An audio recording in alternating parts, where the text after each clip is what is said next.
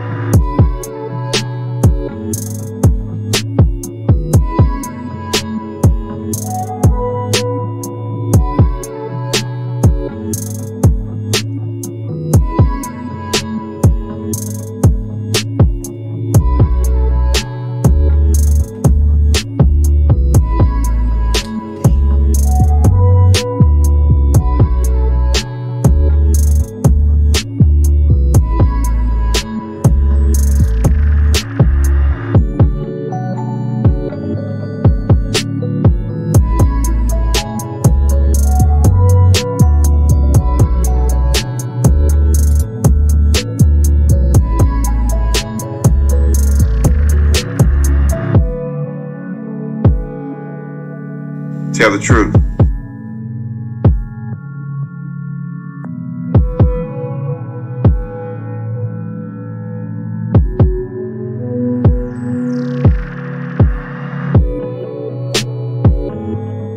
Tell the truth. You are listening to Information Man. Please make sure to subscribe to his channel.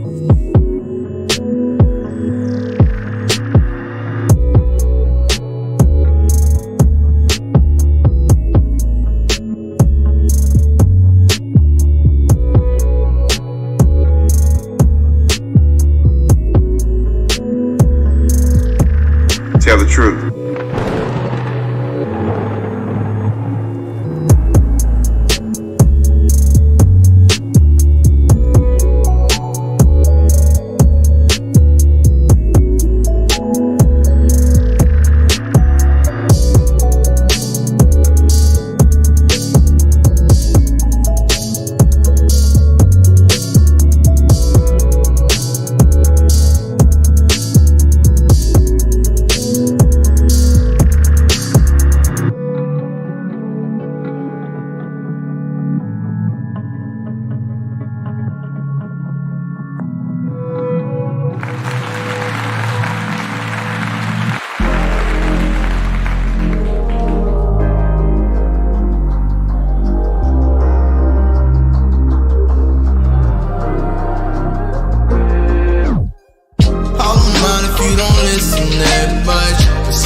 Tell the truth.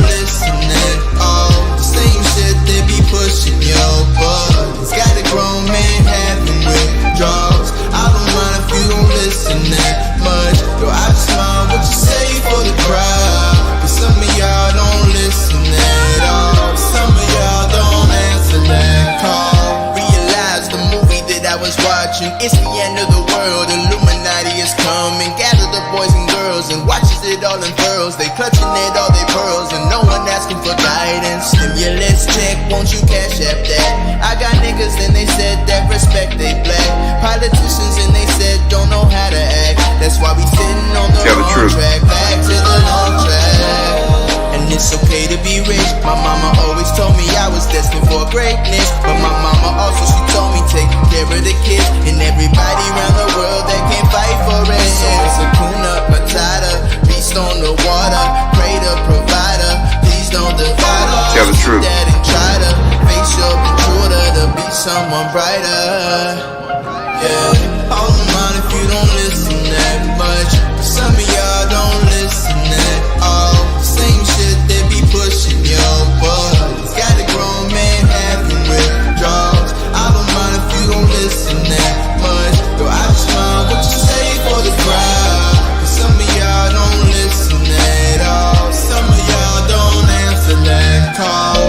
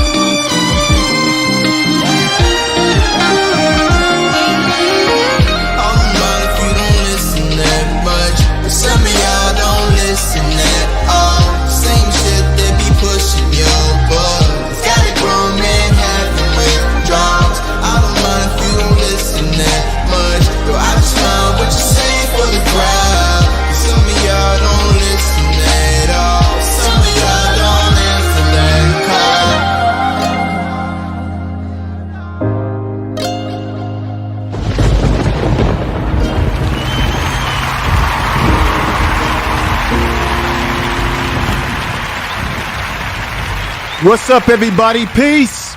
Peace to you, everybody. Thank you for joining the show tonight. I've been kicking at the bits to get at this issue ever since we got this terrible news today. Let me click that off. And of course, I'm live on YouTube, of course. But this particular show for Roku will be a on-demand broadcast. I want to thank everybody out there in the chat room that's listening. We're live. And on Sundays when I go live around the 2 o'clock time, Western time, which will be 5 o'clock Eastern time, 4 o'clock Central time, I'll be live on Roku. So if you've got the Roku package, you can see me over there. And I'm going to show you by way of, and this is my brother Ben.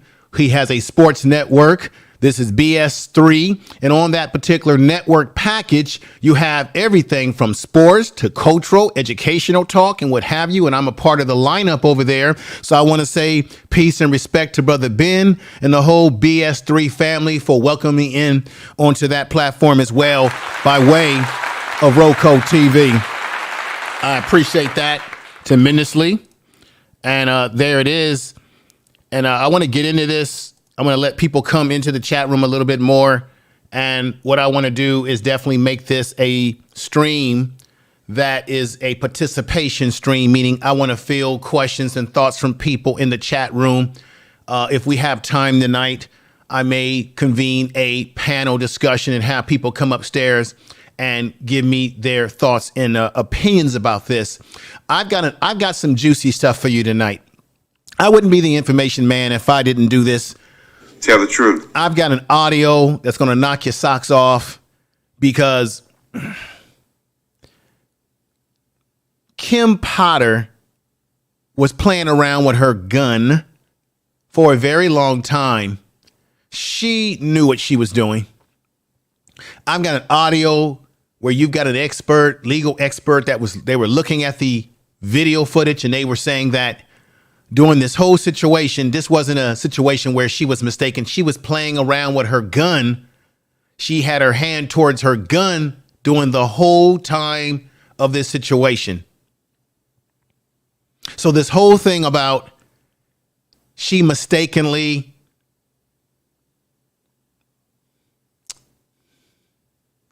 grabbed her gun thinking that it was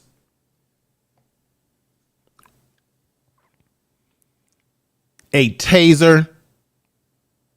What they were saying in the video is that she, from the very get-go, was already trigger happy. She was already had her hands. This is a woman that had 26 years as a training officer. Her job is to supervise the rookies and the other officers who don't have the clout and the years in the force to make sure that they're following all police procedures and following the law. That's what her job is supposed to be, being a supervisor. This is a woman that has trained that police department. I'm also going to get into the situation with the fact that she was not only a veteran of 26 years in this police department and was a training. She trained the officers. And one of her expertise was training in the use of taser. She was also, let me bring this to your attention if you didn't know this. Kim Potter was also the president of their police union down there. Tell the truth. And I'm going to tell you what she did. So not only did she get a sweet deal today because you had a judge that was sitting up there crying. I've never seen anything like this in my life. Even Attorney Crump had this, and I'm not a big fan of Attorney Crump, but he was right. He told the truth today. Tell the truth. But in all his years of being a attorney, he has never seen anything like this. This is worse, in my opinion, than what happened in the situation with the young brother in Dallas, Texas, who was shot by a cop while he was in his living room eating ice cream. And you had the judge who stepped down and gave her a Bible. And then, of course, the family, they started caping for her, a woman that took out their own brother, own son. But now you have this particular judge, Regina Chu, who had the audacity to sit up there while she was giving the sentence and tried to tell you and me, as if we're dumb and didn't see what we saw with our eyes, that she didn't mean to do it. We got to go easy on her because she was in the active duty. You know, I talked to my young daughter and I said, can you believe they gave Kim Potter? We're talking about the smiling Kim Potter. This is the picture of her, ladies and gentlemen, when she was booked after her sentence and they put her in that country club prison. I did a whole video about that, telling you what that prison was all about, or that jail. Let me just say that jail or prison. Yeah, prison. And she came in there smiling. She went from this look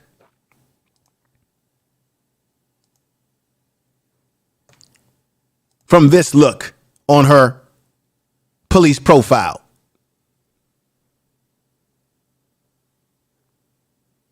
They said she came in the joint.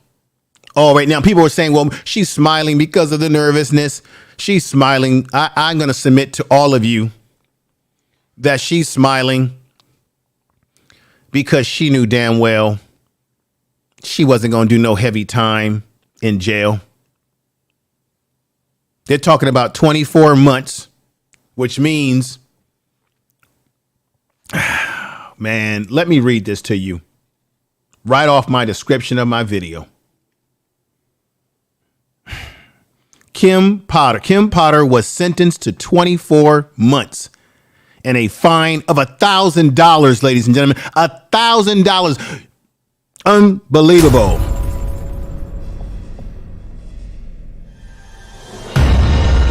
Only a fine of $1,000 for killing human life. In this case, a black man's life. $1,000 fine was levied on her on Friday, the 18th.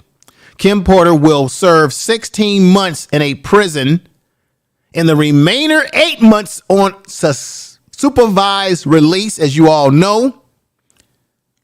A sentence far below what the prosecution sought. The judge, Regina Chu, acknowledged that the sentence, she even had the audacity, folks, can you believe that, to acknowledge that she was doing something that was unprecedented. What is the hell going on here? She acknowledged that the sentence was significantly downward departure from the sentence guidelines. So she didn't even follow the sentence guidelines. Ladies and gentlemen, this man, this brother, Daunte Wright, they had enough to catch him if they had to get him. They had the license, they had the car, they had everything that they need to be able to track him down. It was not necessary for it to be escalated to the level that it was escalated.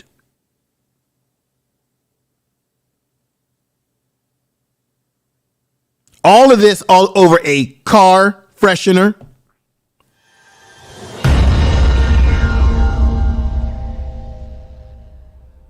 When I said to my daughter, this woman got 24 months for doing what she did to Daunte Wright. You know what she said, ladies and gentlemen? It was this. No! No! No! No! You see, in an American society, and I've talked to you all about this before, black life isn't worth very much in American society. I already talked to you all about the situation in Georgia with the Petrie homeless shelter that they shut down several years ago. And then I had to make a correction on a boo-boo that I did in that video. The video that I showed you where they said they were going to give them $1.5 million for the homeless problem in Atlanta, Georgia.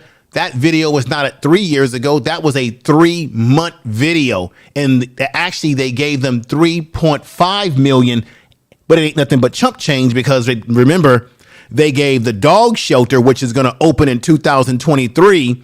They gave the dog shelter a $38 million deal to build the new dog shelter. Dogs are more important than black life. Now, the question I asked, and I don't care how anybody feels about it, is that what if Kim Potter was a black woman and she shot a white boy or shot a dog in this case, because it seems that our life isn't even valued as dogs' lives are valued in this society right now. Tell the truth. But if I was to tell you, what do you think the verdict would be? Let's do a dry test in the chat room right now. For those of you in the chat room listening to the Information Man show, if you believe that if Kim Potter was a black woman,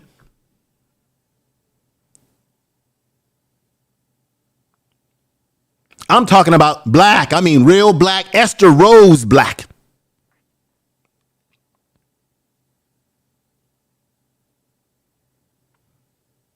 and she shot a white boy, would there be all this consoling of her? Would there be a judge saying we can't give her the heavy sentence? She was just doing her job. Give her a break.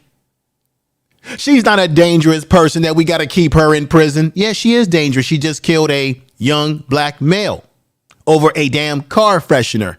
And from the audio that I'm going to play you today, she had her hands. What's going on, Queen? I know I am. She had her hands all over that gun prior to it all.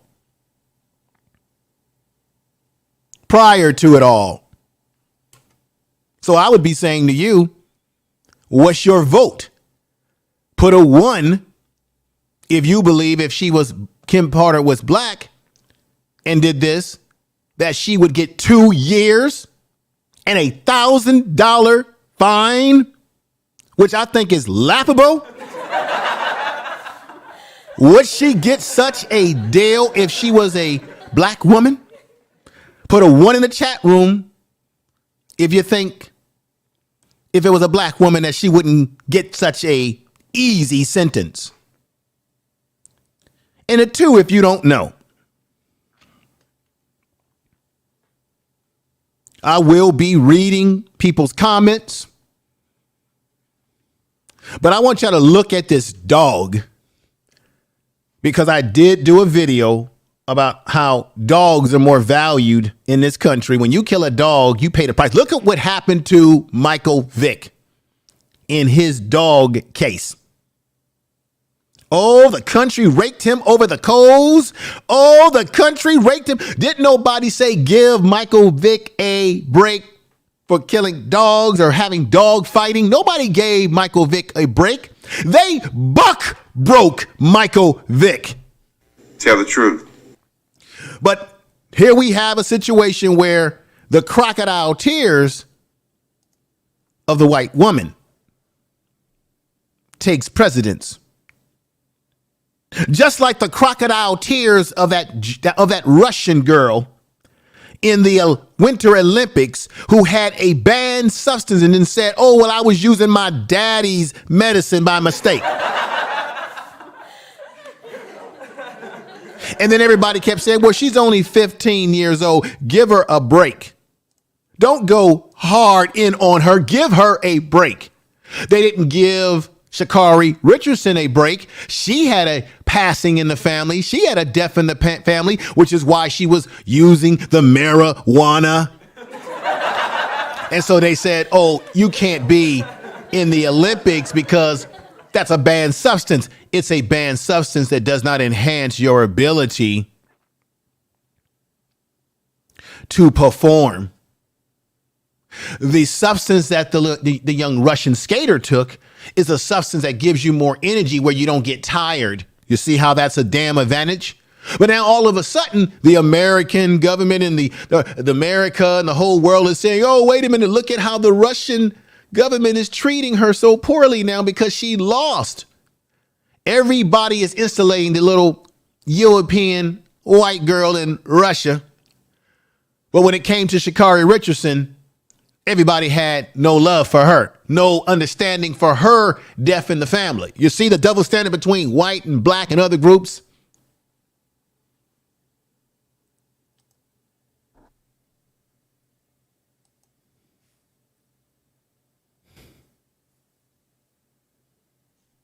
We have no friends. We have nothing but enemies, black folks. We have no friends. There's no correlation. What did the wise brother say? John Henry Clark. What did he say? Who are you kidding about friends in the world? Damn it, if you want a friend, look in the mirror. Damn it, if you want a friend, look in the mirror. We got no friends. There's no correlation. Because nobody, when things happen to us, nobody capes for us. Nobody comes out and promotes us. Nobody says, wait a minute. Now, you look at Mrs. Chu. Most people would look at her and say, okay, this is why I don't like that word, people of color. Get that damn word out of your vocabulary. Tell the truth.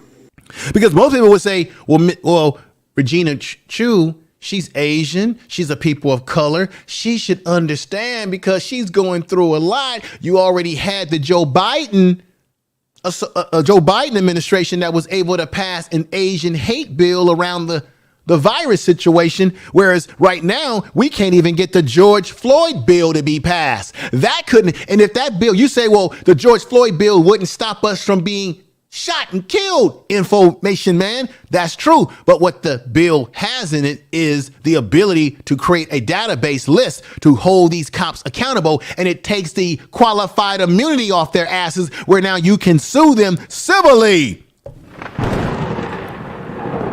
We got Beverly. Yeah. I'm telling you right now, ladies and gentlemen, any Russian bots that you see in the chat room, eliminate them immediately. As soon as you see them, get rid of them.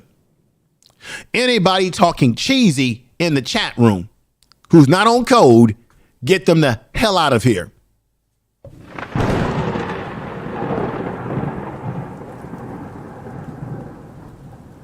Tell the truth. Now, when we talk about this thing called people of color, and we look at someone like Regina Chu, we're thinking, okay, she's a person of color. She's going to have our back. She's going to be fair. She's going to do the right thing. Well, this people of color thing doesn't work because, if we have criticism towards Regina Chu, as I have criticism towards her right now, what's going to happen is people are going to say, oh, you're doing Asian hate. You're hating against Asian. No. What this shows me, ladies and gentlemen, is that we ain't got no friends. Let's get away from this people of color bull crap. We got no friends. Nobody's caping for us. She got up there and did the same thing. See, you have other groups of people who will reinforce the white supremacy. Other race of people who you say, oh, that's a person of color. Everybody ain't your damn friend, black folks. Because you have other ethnic groups that will cape and reinforce the white supremacy and reinforce the system. She sat up there and tried to make it sound like Kim Potter was a saint.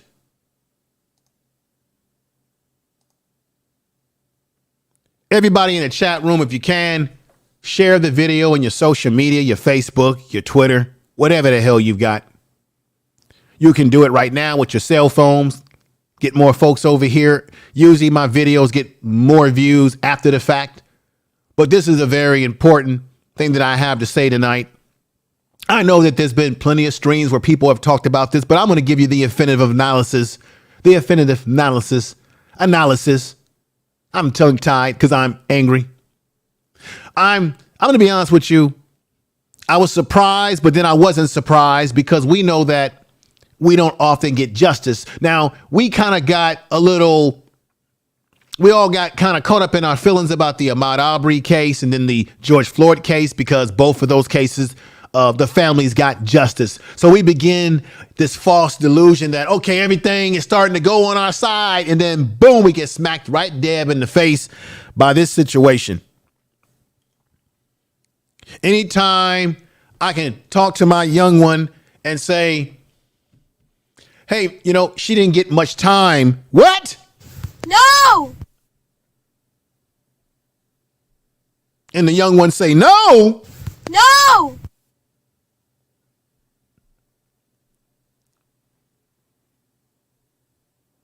This whole situation is reeked with corruption.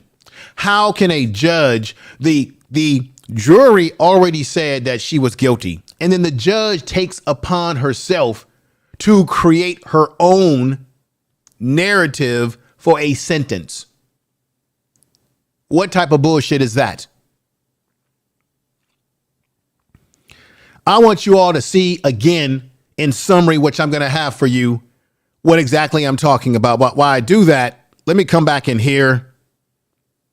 And I want you to see again the smile on her face when she was booked. She was finally sent. When she was given the guilty verdict, she was smiling in the jail or in the prison. And believe me, she's going to a country club prison. I already told you all in the last video that I did about this situation some time back that she's going to a prison that's sympathetic. They want to rehabilitate the ladies in that prison. They're doing sewing and knitting. They're doing all these sort of things to rehabilitate. No! So she won't be doing no time with the hardened female criminals that would sneak up in her bed and say, give me some of that coochie. She's not going to be in prison with the hardened gang banging females that's going to snatch her snacks away from her. She won't have to worry about when she goes to sleep at night, possibly because she's a cop. They're going to probably put her in a special cell. I know how this works. She won't have to worry about some woman shaking her in the back. Tell the truth.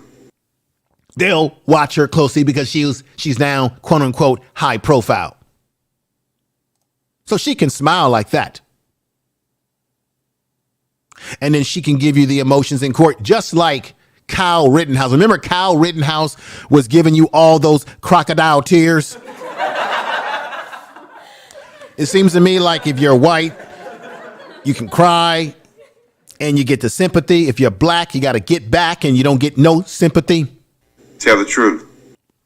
I want to say what's up to A View is a View. Beverly Palmer's Alexander is in the house. Thank you for being here. We got Trap Vision in the house. Thank you for being here, good brother. Golden Melanin, thank you for being here. Blood Sport 1, good to see you back over here in the house. Queen, I know I am.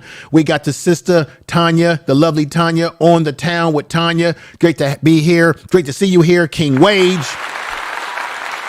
Ray of Sunshine, good to see you over here. Ray of Sunshine, good to see you. Most indeed. People are coming in slowly but surely.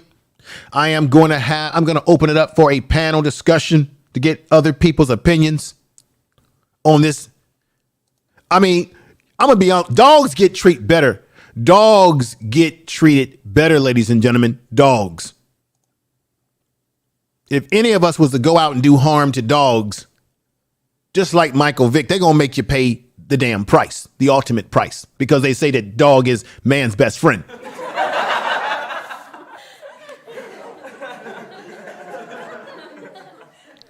I'm going to play the video, and this won't be a long video. It'll be a clip from what happened today. I might stop it along the way, but I want you all, just as a reminder, to hear the nonsense, the bovine excrement, bovine bullshit that Regina Chu came out. Now I'm going to check. This is how this shit works. If anybody criticizes Regina Chu when she goes out and about in her daily life, it will be called, I guarantee you, an Asian hate crime. When people may just be criticizing her for taking the law into her own hands as a judge and rendering a sentence that does not go along with the sentencing instructions. She even admitted it herself. So if you criticize her as a black person or someone on the streets, she can be protected under the Asian hate crime. Although the Joe Biden, Jim Crow Joe,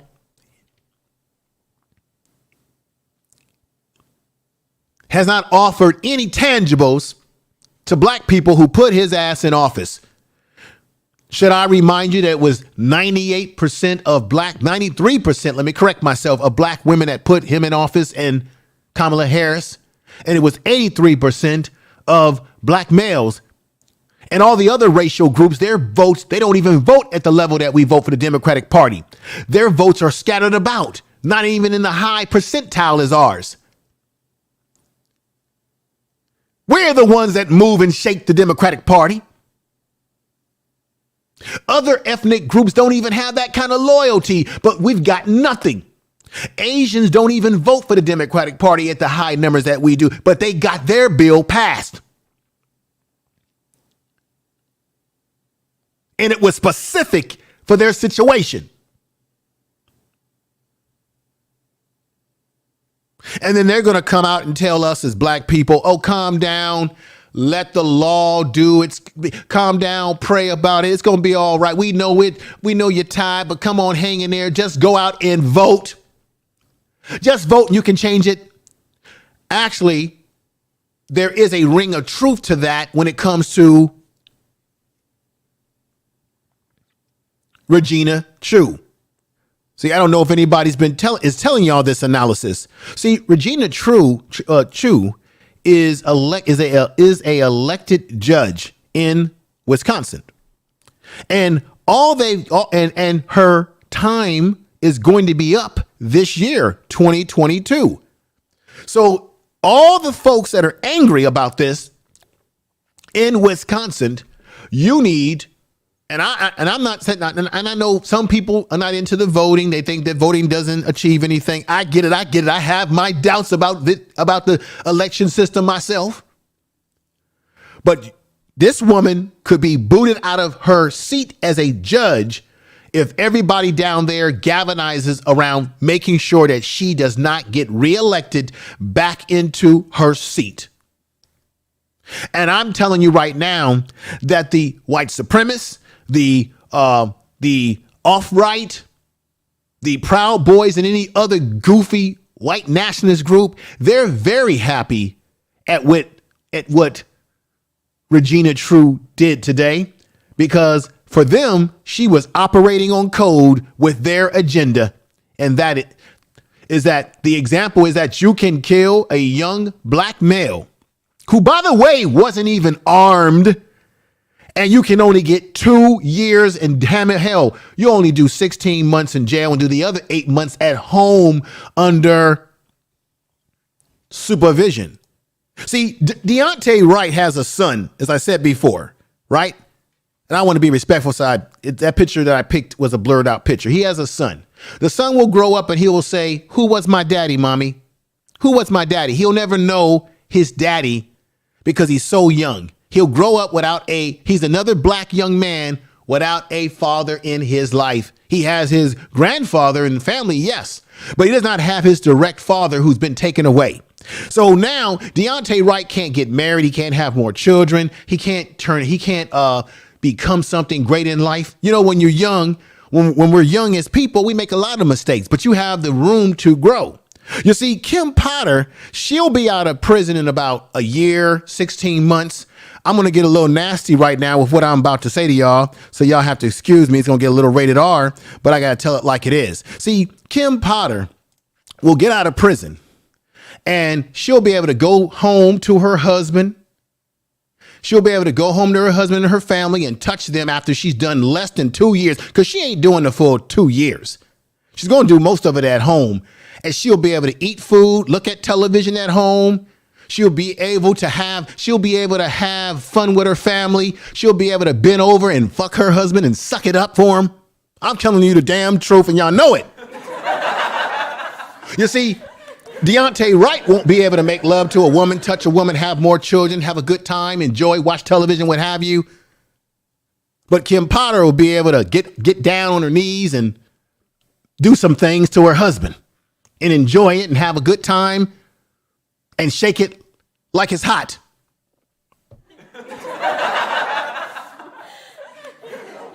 I'm just saying that for effect. And I know I'm saying that for effect, ladies and gentlemen, because she will be able to enjoy the pleasures of life that Daunte Wright and his family will not be able to enjoy with him not being at their dinner table for all the holidays, whether you believe in holidays or not.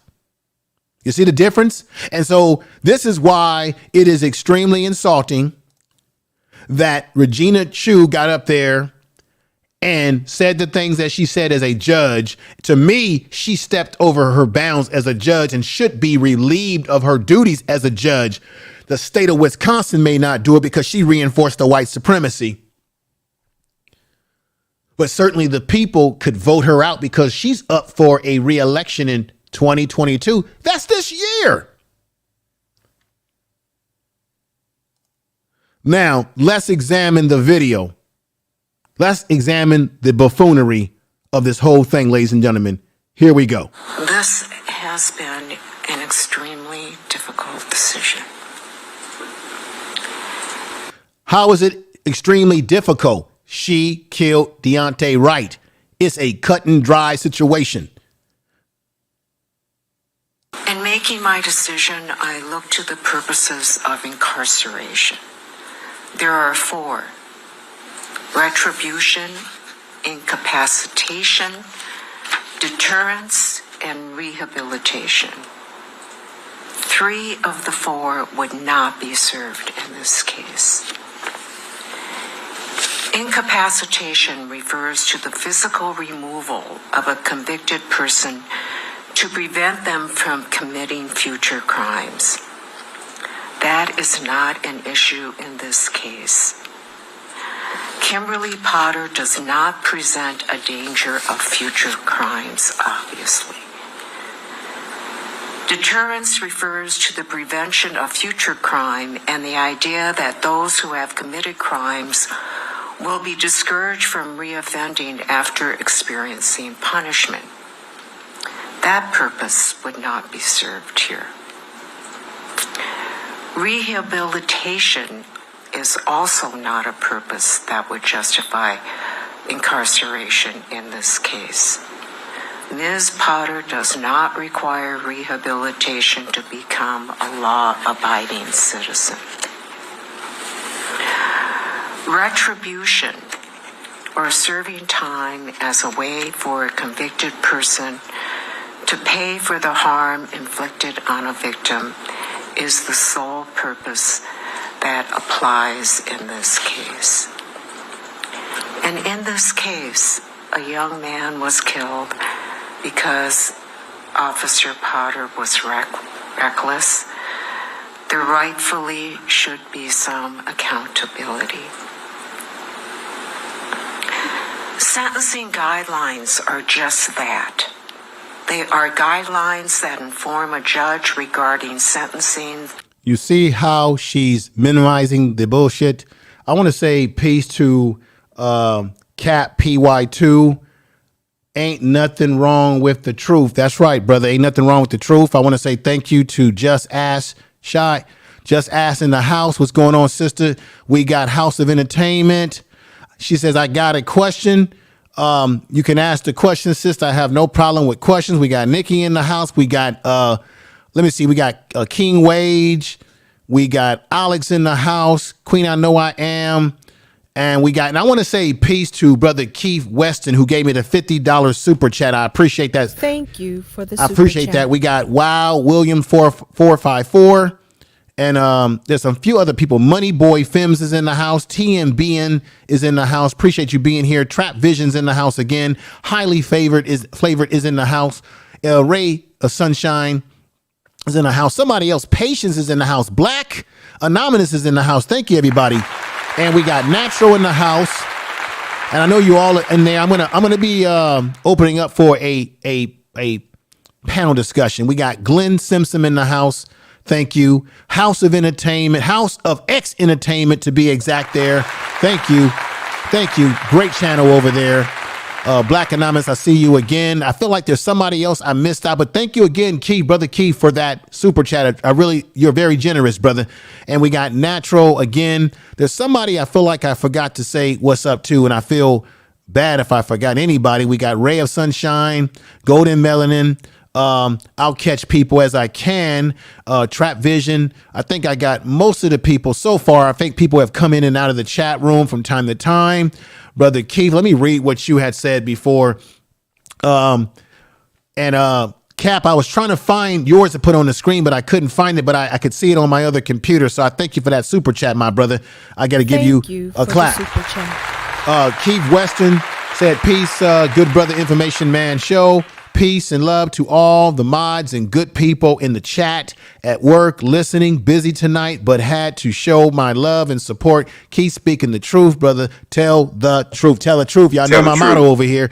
Tell the truth is what we got to do over here. Appreciate you all out there. Make sure that you share this video.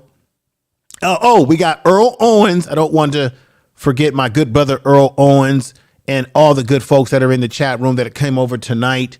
Y'all know I usually go live on Sundays, but I just couldn't wait to do this this Sunday. I felt that this was something that I needed to talk about right now because this is the big story of today.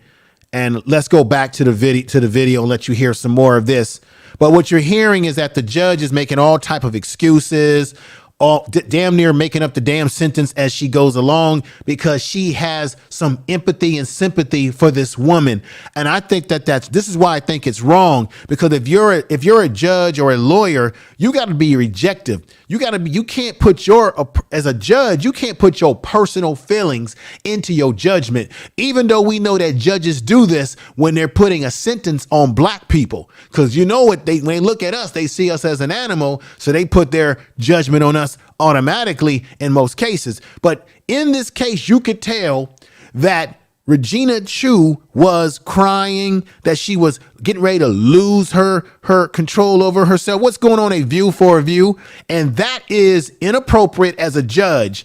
So that means that she did something that goes against her oath as a judge, as a former lawyer, what have you, whatever the hell she is that it wasn't ethical because she's bringing her personal feelings into her judgment. That's wrong. I think that the Daunte Wright family should try to appeal this judgment because they need to do something, because I think the judge was reckless and out of control by putting personal emotions. See, this is the problem. The judge didn't use logic. She let her emotions lead her in her decisions. Let's continue. For various crimes, they are not set in stone. The court has the discretion to depart from guidelines depending on the particular facts of the case. Okay. A downward durational departure is justified if a crime is less onerous than typical. She killed a man. If the conduct is significantly less serious than that typically involved in the commission of the crime, sentencing below the guidelines is justified. I find the facts and circumstances here justify a downward departure from the guidelines. First, Officer Potter's conduct was significantly less serious than your typical manslaughter case. It was very serious. She's a training officer of 26 years. She was fiddling around with her gun, and I have an audio where an expert was saying that the woman was playing around with her gun from the very get-go when she came on scene with this young man over a damn air freshener. It was reckless. Because if you're going to say taser, taser, taser, you better very well damn make sure that you got your taser in your hand. if she was a black woman, I'm going to say it again. If this was a black ex-police officer who shot a white boy over an air freshener situation, routine traffic stop, what a judge like Regina Chu or any judge, would they be having sympathy and empathy for that black cop, ex-cop? Would they go easy on the sentence? If you believe they would not go easy on the sentence, put a damn 1 in the chat room. Let's continue. The misdemeanor predicate for the manslaughter count was reckless handling or use of a firearm. Here, everybody agrees, and the evidence is undisputed, that Officer Potter never intended to use her firearm. She mistakenly drew her firearm. Yeah, you at two all be shadow times, banning. That's right. intending to use her taser. There were police officers and experts who testified that the use of her taser was reasonable and appropriate under the circumstances presented for officer safety reasons. The fact she never intended to draw her firearm makes this case less serious than other cases. Second, Let me stop there because you're right about what you just, let me put this back on the chat room. Officer Noor got more time than Potter did. That's right. That's the officer in Minneapolis. Remember the officer, I think he was from East Africa, something of that nature, I believe so. He got in, and there was a situation where a woman got in front of his police squad car. I think they said he hit her and she died. He got heavy time. Kim Potter is going to be doing 2 years, which is not what she's going to do. She's going to do 16 months, and then she's going to do 8 of the last months at home on supervised visit where she can be at home screwing and banging her husband. Why Daunte Wright will never make love to a woman, never hold his son, never be with his family or nothing, while she'll be able to get back out, pick up the pieces of her life, have a good time, be with her husband and kids, and live life. Damn shame. Tell the truth. Let's continue. the scene was chaotic, tense, and rapidly evolving. Officer Potter was required to make a split-second judgment. That constitutes a mitigating circumstance. Finally, unlike other manslaughter 1 cases, Officer Potter's actions were not driven by personal animosity toward Daunte Wright. Instead, she was Now, you see, this is why, like my man said, we have no friends. She says that what she did was not driven by animosity. Everybody witnessed that whole scene. They looked at Daunte Wright as a thug. And we know that white cops, police in general, have a stereotypical way they see black young men. We all witnessed the recent video where you had a white kid fighting a black kid, and who ended up in cuffs? Tell me, ladies and gentlemen, by writing it in the chat room. Who ended up in cuffs? Both kids were fighting, but the black kid was the one that they put in cuffs, and they didn't even cuff the white kid. See, when Tim Scott, buck dancing Tim Scott, made that dumb statement a year ago or so about, well, America is not a racist country. If America was not a racist country, you would not have a situation at a preschool in Boston, Massachusetts, where they've got kids making blackface. And you damn sure would not have a situation where the black kid gets into a scuffle with a white kid. The white kid doesn't get cuffed, but the black kid gets cuffed. You wouldn't have a situation where a black kid is in school and the kids are making him drink urine. The kids are doing horrible things to him. You wouldn't have that. Oh, should I name all the other cases that have happened? You wouldn't have situations in North Carolina where you had a 6-year-old kid who picked some daisy flowers. He picked some flowers, some tulip flowers, and they arrested a 6-year-old kid in North Carolina and brought him to court for picking some damn flowers. I don't care if this video don't get monetized. Truth is truth and BS is BS.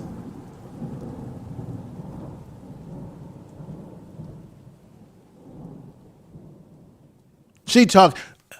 Kim Potter has all of those essence inside of her. They all saw Daunte Wright as a monster. That's why she was already had her hands on her weapon. I'm going to play you a audio where a legal expert says when you look at the video again for yourselves. She was already had her hands around the gun, not the taser. So she already was prepared to see him as a criminal, because in America, we see black as inferior, white as superior. And as a manifestation of that cultural conditioning, we will underestimate, undervalue, and marginalize black life. We do it to ourselves, and the larger society does it to us. What's going on? Tell the truth. Tell the truth. Earl Owens, thank you for being here. Golden Melanin, 1SP. Great to see you, brother. Clap to you for coming over. Brother Cap, PY2, I'm glad you came up. And let's read what Black Anonymous is saying. The white kid started the fight and ended up getting set on a couch while the black kid who was defending himself got handcuffed. That's the truth. Tell the truth. Let's go back to the rest of the video. Keith Weston has just now super chatted me. Again, brother, you're generous. Let me stop that. You are generous, brother. Thank you again. Thank you. You are definitely supporting the show. I don't often ask for anything, but when people do give something, I do appreciate it, and I put it right back into the show, and you're able to see the improvements and everything that's happening. And let me tell you again, I'm giving you a shameless plug here. If you go into the top of where I have the description at the top of this chat room for anybody, you will see the new channel called Info Media.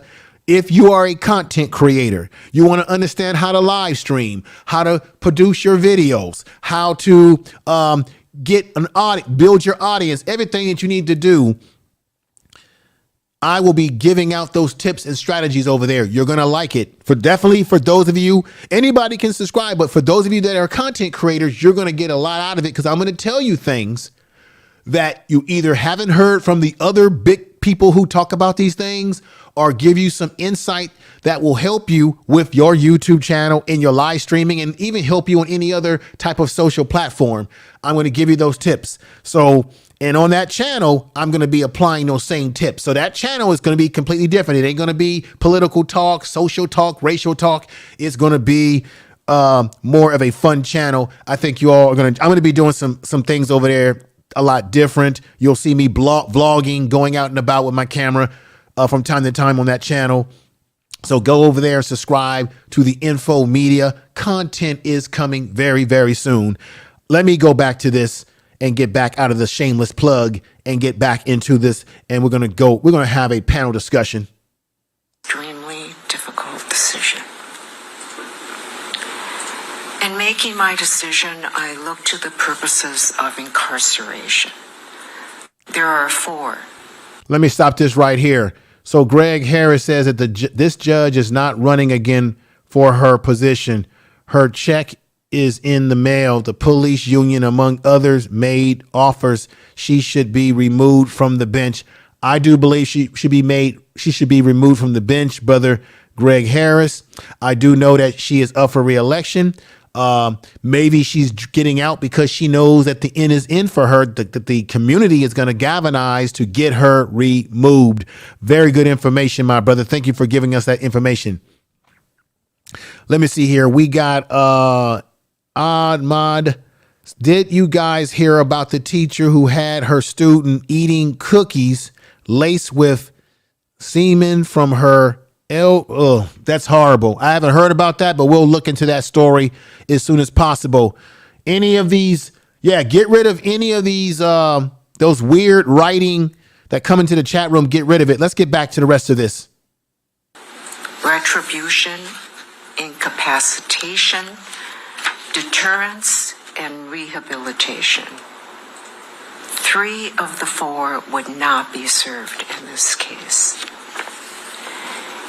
Incapacitation refers to the physical removal of a convicted person to prevent them from committing future crimes. That is not an issue in this case. Kimberly Potter does not present a danger of future crimes, obviously. Deterrence refers to the prevention of future crime and the idea that those who have committed crimes will be discouraged from reoffending after experiencing punishment. That purpose would not be served here. Rehabilitation is also not a purpose that would justify incarceration in this case. Ms. Potter does not require rehabilitation to become a law-abiding citizen. Retribution, or serving time as a way for a convicted person to pay for the harm inflicted on a victim, is the sole purpose that applies in this case. And in this case, a young man was killed because Officer Potter was reckless. There rightfully should be some accountability. Sentencing guidelines are just that. They are guidelines that inform a judge regarding sentencing for various crimes. They are not set in stone.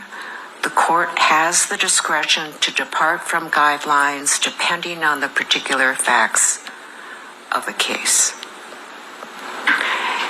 A downward durational departure is justified if a crime is less onerous than typical. Put another way, if the conduct is significantly less serious than that typically involved in the commission of the crime, sentencing below the guidelines is justified. I find the facts and circumstances here justify a downward departure from the guidelines. First, Officer Potter's conduct was significantly less serious than your typical manslaughter case. The misdemeanor predicate for the manslaughter count was reckless handling or use of a firearm. Here, everybody agrees, and the evidence is undisputed, that Officer Potter never intended to use her firearm. She mistakenly drew her firearm at all times, intending to use her taser. Let me stop right there. I have a video that will end that bullshit right now. Let me play this audio. I'm going to play this audio for you again, but I want y'all to hear this right here. That's not true. Let's hear this right now. Do that based upon what I saw from the video. Kim Potter was gun ready for not just the seconds before she shot Daunte Wright, but for at least 20-25 seconds before that. We saw for the first time that she had her hand on gun at least 2 or 3 times before she shot Daunte Wright, took her hand off, put her hand back on. So she was gun ready. So that's why when she was yelling taser, taser, she went to her gun because that's where she had been for at least 20-25 seconds before that. Tell the truth. She did have her hand on her gun before she drew it, that I think the jury might well. You hear what you just heard? Kim Potter had her hands on her gun prior, so she was already primed to go for her gun and not the taser. That's in the video. Why did that get lost in the trial? But Regina Chu has just bypassed that little bit by saying, oh, she didn't mean to, or oh, she was looking to go for her taser when actually she was toiling around with the gun prior for quite some time, 29 minutes. Let's continue. There were police officers and experts who testified that the use of her taser was reasonable and appropriate under the circumstances presented. Of course they would do that. Police are like the police are like a fraternity or a gang. They're going to stick together.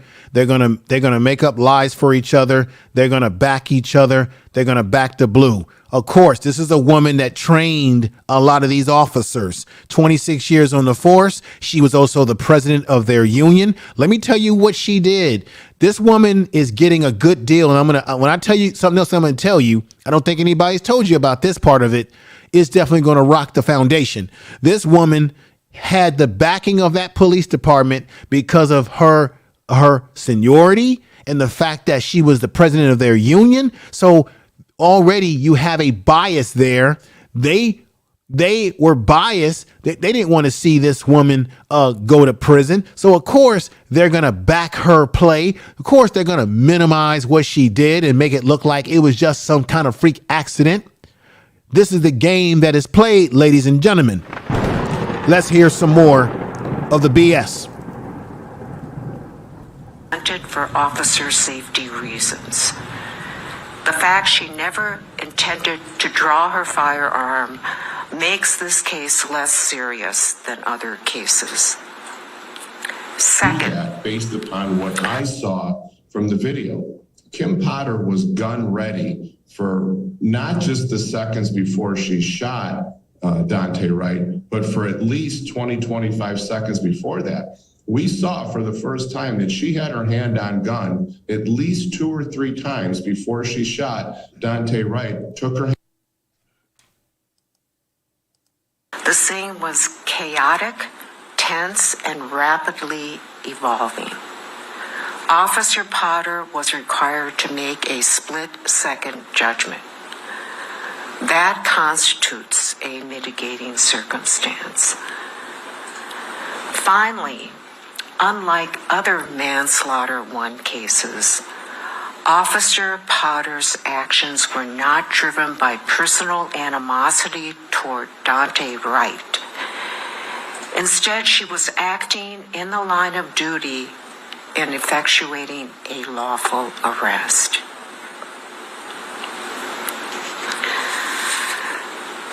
This case is highly unusual. The other officer cases tried in this court are distinguishable. This is not a cop found guilty of murder for using his knee to pin down a person. Yes, it is for BS. 9.5 Just minutes be real. Yes, it is. As he It's gasped BS. for air. This is not a cop found guilty of manslaughter for intentionally drawing his firearm and shooting across his partner and killing an unarmed woman who approached his squad. This is a cop who made a tragic mistake.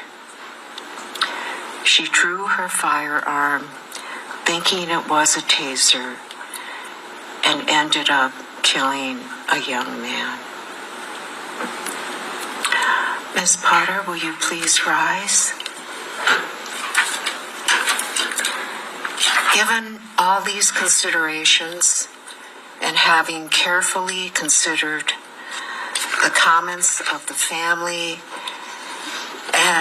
of both Daunte Wright and what's going on, the Youssef, comments from the of Ratchet Kimberly today? Potter, as well as the arguments of counsel, it is the sentence and judgment of this court that you shall be committed to the custody of the Commissioner of Corrections for a period of 24 months.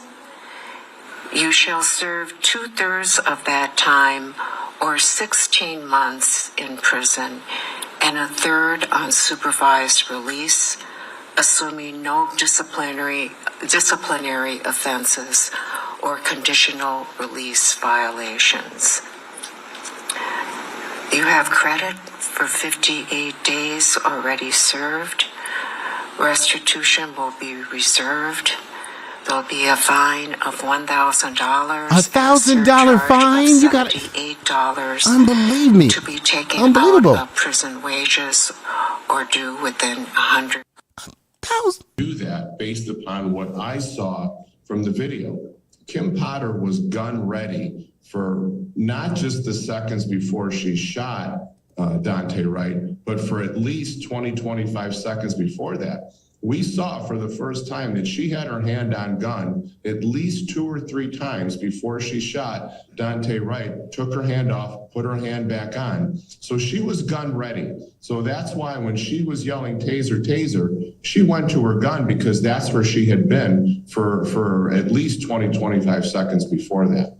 That she did have her hand on.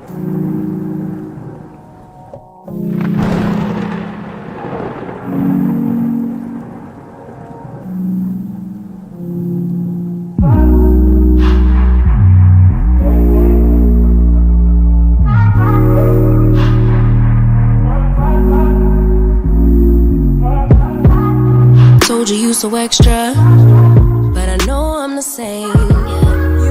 Love me in spite of my trauma. Give me what I need instead of the drama. Cause when it pop off, it's like, oh my, all good all day, but the night we be going so hard on the flip side. So tell me what we on a day, babe. I could keep that same energy. When you go low, I go low too. You'd rather stay high, I know you. Can we stay high, babe? I'd rather be on that way, trying to control. All right, ladies and gentlemen, I really appreciate you all being here tonight. Let me just let you know something before I convene a panel to get people's opinions about this particular issue. Let me just let you know something. Kim Potter is, as I said before, she was the president of the police union in this community. This is what she did. As again, she's going to do about 16 months and then do the other 8 months at home on home arrest, which means she'll have the affection and love of her kids and her loved ones and family and her husband and what have you, right? She won't be in a prison or in a jail. And she has figured out a way to make sure she also gets her pension. This is what she did. Because she's the president of the police union, she knew the loopholes in the system. So she quit the police force just at the right time and stepped down so that she would still be eligible to get her pension before she was prosecuted to be found guilty. So she stepped down very conveniently at the right time. And this woman will not only be going to prison for only 2 years, well, not even 2 years, she'll be doing 16 months with $1,000 fine for killing a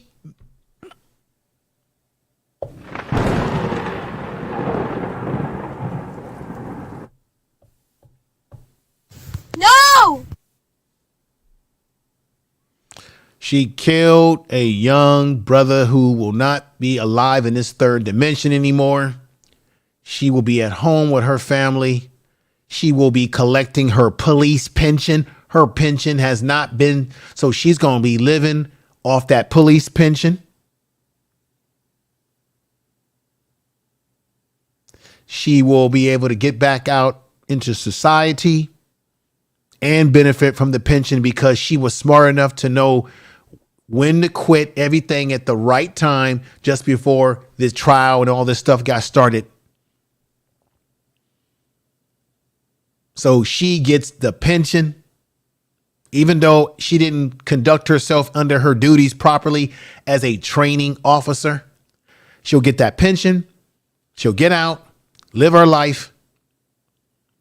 Daunte Wright's family will be living with this for the rest of their life. And you have a young child that no one's talking about, the son that will grow up without a father.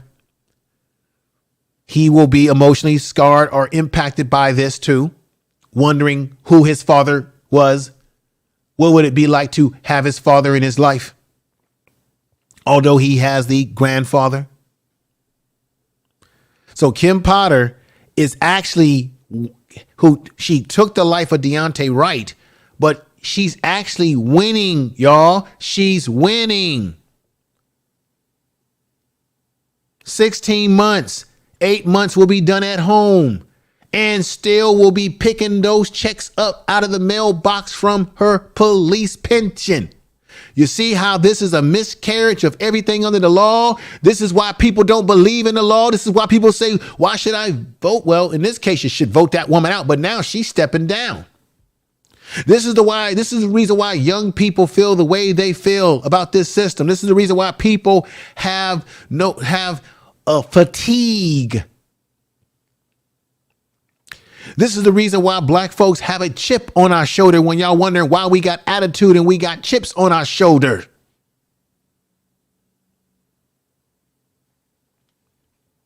And I'm going to remind y'all again, as Dr. Henry Clark said, we got no friends, but we got plenty of enemies. Who are you kidding about friends in the world?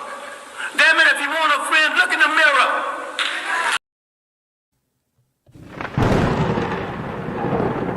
We have no friends. We only have us, each other. And like I said before, if anybody tries to criticize Regina Chu when she's walking in the community, if anyone walks up on her and says, that was terrible what you did, you are such and such, she has the protection of the Asian hate crime because it'll be deemed as hate towards Asian person, even though the person may be legitimately angry at the decision that she took in giving this woman a lesser sentence than she should have gotten because the judge was caught up in her emotions. She obviously, in my opinion, it obviously looks to me like she already was compromised as a judge in her over familiarity is what it's called. She was over familiarity with Kim Potter. From the get-go when this trial was going on, this woman was probably feeling something about Kim Potter. It's obvious to me. It should be obvious to you. And I'm going to say this again. As I put this picture up here. Dogs get treated better than we do in the criminal justice system of America. Dogs get treated better. We saw what happened to Michael Vick. If any of us were to do harm to a dog, do you think we would get... Dogs are treated better. I ask my young one right now, do you think that we would get the justice, young one? No! This really is a damn shame. Do me a good favor too, everybody. If you have not subscribed to the program, I want you to subscribe to the program, hit the bell notification as you can see right there. Click it, share this video on your social media, tell other people about this show so that they can come over and subscribe and be a part of the family over here. Go ahead and do that. I would appreciate that. And if you want more videos like this, definitely support the channel by subscribing, sharing videos, telling people about the show, and coming over whenever you have the opportunity to either listen to me live or watch the replay videos. You know, over here on this particular program, I don't traffic in BS and drama and all the other nonsense that goes on YouTube. We black folks, we can't afford. Let me just tell y'all right now, black people, I'm talking to y'all specifically. We cannot afford to be fighting each other, hating on one another, and BSing around on these platforms. We can't afford it. What are we celebrating? What is it to celebrate? We got too many things happening. As you just heard, there was a young black kid that was given some kind of food, apple or fruit that was laced, or no, cookies that was laced with something. You got black youngsters being arrested when they're being attacked by white kids, and the white kids are not being arrested. They're simply being counseled while the black kid is being put in cuffs. We've even seen cases in schools where you've got police officers that come into classrooms and drag our kids on the ground like they're animals like this, like a dog.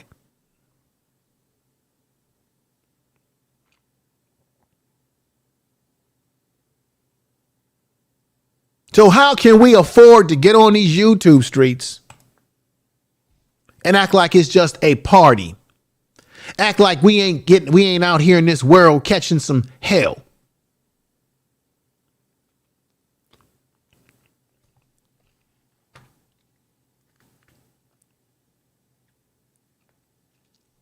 How can we?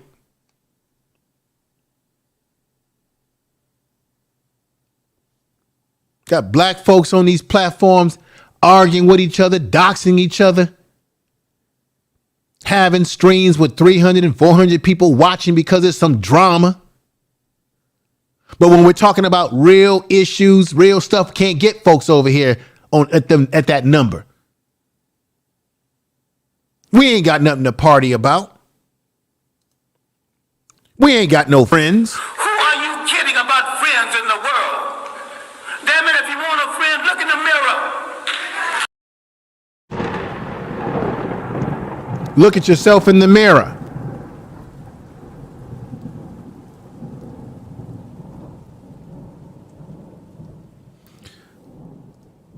Now I'm about to bring folks on. Anybody who wants to come upstairs and give their thoughts about what's happening, I'll drop a link in the chat room.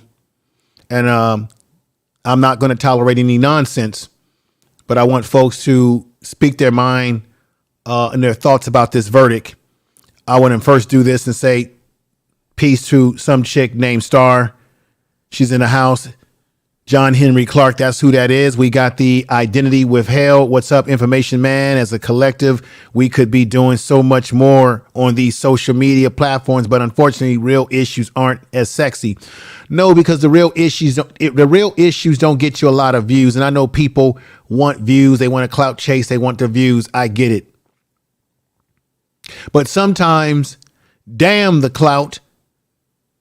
How about we use some of our platforms to speak loud with a bullhorn to let people know what's really going on? Because the news, the alphabet channels, the ABCs, the NBCs, they're not going to give you this kind of analysis.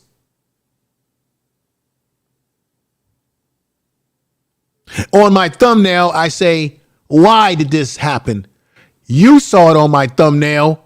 Because just like Paul Mooney says, some people have the complexion for the protection.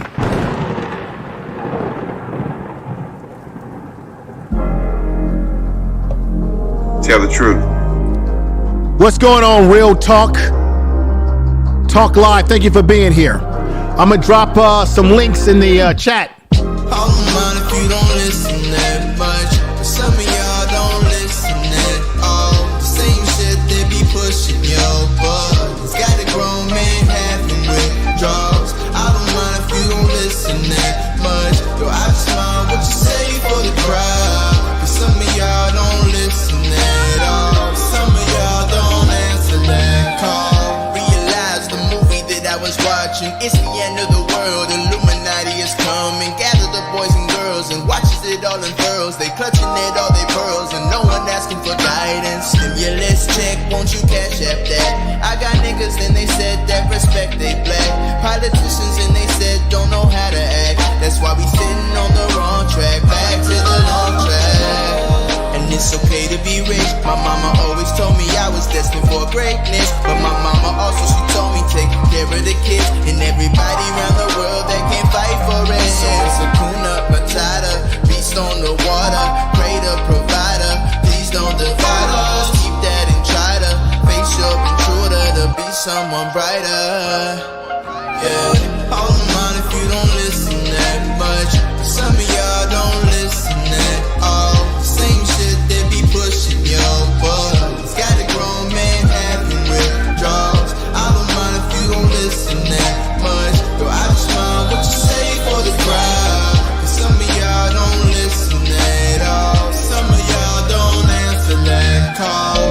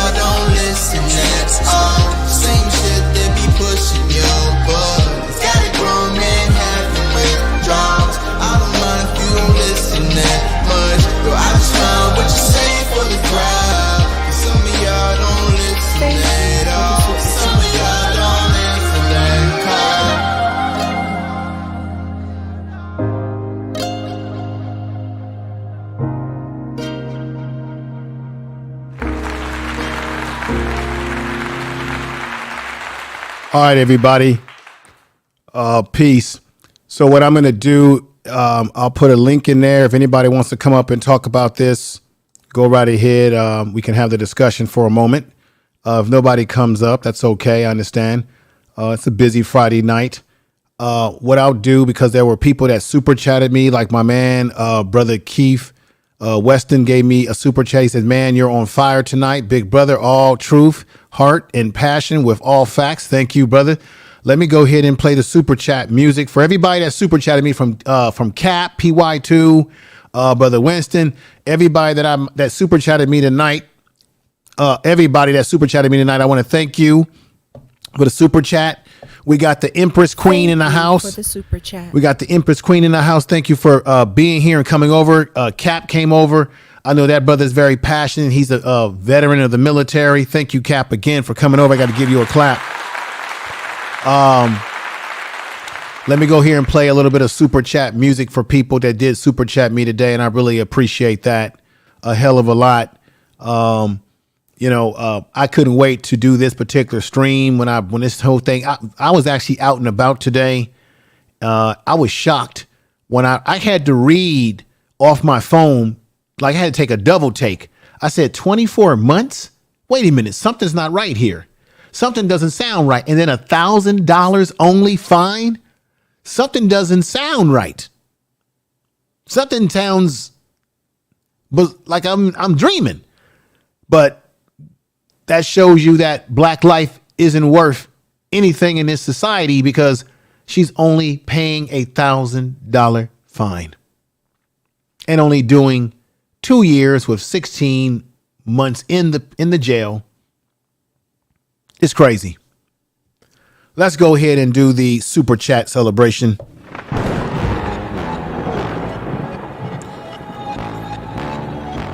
Thank you for the super chat.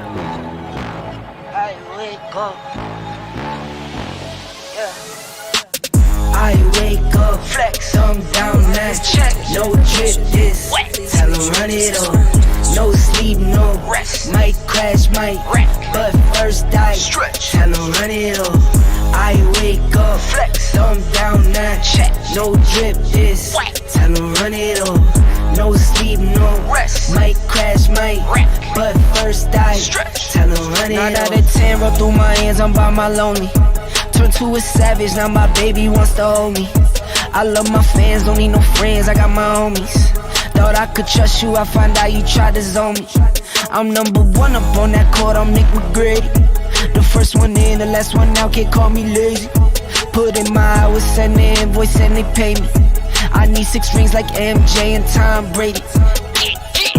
I wake up, flex, thumb down, that check, no drip, this, tell them run it up. No sleep, no rest, might crash, might wreck, but first I stretch, tell them run it up. I wake up, flex, thumb down, that check, no drip, this, tell them run it up. No sleep, no rest, might crash, might wreck, but first I stretch, tell them run it up. Y'all gon' make me take that trip way out to Europe. I call up Nigeria, come through in a hurry. Those London boys don't come to play, you should get worried. One false move, find yourself, they're getting buried. Tell the truth. That's what the devil used to love playing those games. Made some bad decisions that brought my mama pain. All right, folks, I really appreciate everybody coming over to this impromptu stream. Doesn't look like anybody. Oh, I think Brother Youssef is coming up to join me. So that sounds good. Let's get him in here and see what he's got to say about this circumstance. Hey, how you doing, brother? You like everybody else today had a chance to hear this BS today that we all heard for our own, we all witnessed, and I want to know what your thoughts are. well, my thoughts are what's always been expected, and this is not the time to be like I told you so. Mm-hmm. But I'm not shocked at all. It's not surprising to me. I am not appalled. This ain't no surprise out the Cracker Jack box, if you know what I mean. Right. Yeah. This is what it's been, and this is what it is, and this is what we're going to continue to deal with as long as we don't get to a point where our life matters more and where we love ourselves and our community enough to want to be nation builders. Until we have a nationalist mindset within a nation, we're never going to get nowhere. You see what I'm saying? And so we all know all the power that we got to build here. We know the power of our influence, the power of our voice, and the power of our black bodies. But it's not being funneled into our community, and we're not capitalizing off of the many different industries that we're catapulting simply by existing. Oh, I'm so sorry. I'm sorry. I was still on Bigo. My bad. But, you know, this is just what it is. This is what you expect. This system is not broken. It's doing exactly what it's designed to do. With that white Asian judge up there, banging that gavel up there, empathizing and sympathizing with that murderer, that slayer, that race soldier, more than they about anything else. We all see what's going on. We saw it. We all know that the taser is on this side and the gun is on that side. That's a whole left hand, right hand action. You see what I'm saying? They have extensive training and they're trained marksmen and markswomen. And what their intended target has been black bodies. You see, even to this day, they use the targets in their target practice, and it's a black person, it's a black family. Right. We're literally the target practice. They have gotten to the point where they're getting creative in the ways that they can kill us. So this ain't nothing new, but the regular modern day lynching that you always see. A 24-month, all the empathy, all the sympathy, no justice is being served. No justice is expected to be served. So again, at what point do we realize that this system does not serve us and that it's not for us? And do we come up with a collective system of rights and rules that we want to follow based on what is humane and just and a part of our society, and have other groups have to enforce it? Because make no mistake, family, that these men and women who are on these task force and in these different positions of power, running and ruining society, being evil, this is all by design. You see what I'm saying? Right. You shouldn't expect nothing less, but they're individuals. My main point, fam, is that they're individuals. These are regular old people who was born in this world, who just decided that they was going to come together. They ordained themselves and took on that authority, and they enforce it together with unity. Not God didn't bless them with no over us, and we didn't sin against God and all of this. This is all lies. That's all. Right. No, you're absolutely right. Now, and I got to second what you just said, because that's why I said that I was surprised, but I wasn't really surprised, because oftentimes these verdicts don't really go our way. And I think once again, some people kind of were riding on a high horse, not a high horse, but people got excited over the George Floyd verdict and, of course, the Ahmaud Arbery, because a lot of us didn't think that Arbery's family was going to get any type of justice, let alone the kind of conviction that those guys are getting. But this woman right here, because she's a police officer, she should be held to a higher standard, especially because she was a training officer. But what we saw here was a judge who obviously allowed her emotions and her feelings to seep into her decision, because, like I said before, from the very get-go, the judge sympathized with this monstrous cop. She sympathized with her from the very get-go, which is why we got the result that we got. And now I'm hearing, I think Brother Greg Harris put in the chat room that she's about to step down from that position because she's actually up for re-election. And I was saying that folks could get her the hell out of that seat. But this is how they do. They get these people in these positions to do the deeds that they want them to do. And then they step down and ride into the sunset, get a book deal, be on conservative talk radio, whatever. They get moved around county to county. See, they get to resign and step down and stuff like that, so that it doesn't reflect poorly on their record and their resumes, and they're rehireable in the next county over. So you think that a cop got fired or a cop stepped down and this and that, and is that really justice? Is that really justice? And Kim Potter never really showed remorse for Daunte Wright. Now she's crying because she just like what happened with that Kyle Rittenhouse monster. She used her crocodile tears, her white tears, to get the sympathy of everybody. And this is what happens. You see it with the Russian girl in the Olympics, where, she's should be banned from competing. But when it came to Sha'Carri Richardson, nobody had any sympathy for her situation, smoking weed because of her loss of family. And you even had black folks, let's be honest, on YouTube who had criticism of her, but yet the Russian girl gets to compete. And now the whole world has sympathy for her because her own government is coming down on her and what have you. And she's being looked at as just a 15-year-old girl, innocent in the whole thing. And so this is how there's a difference in how we get treated and other groups of people get treated. And I'm going to say this again. If black folks don't get off their behind and start caping for each other who are on code, and start working together, stop fighting on these YouTube streets, stop fighting in the streets, stop fighting each other, at least with those that are on code, because we're in a lot of trouble, brother. I looked at the numbers, the immigration's getting up higher and higher. Black people that are lineaged here, we're going to disappear in numbers. There's a lot of stuff coming down the pipeline on our behinds. Joe Biden and the Democrats are they're not doing anything for us.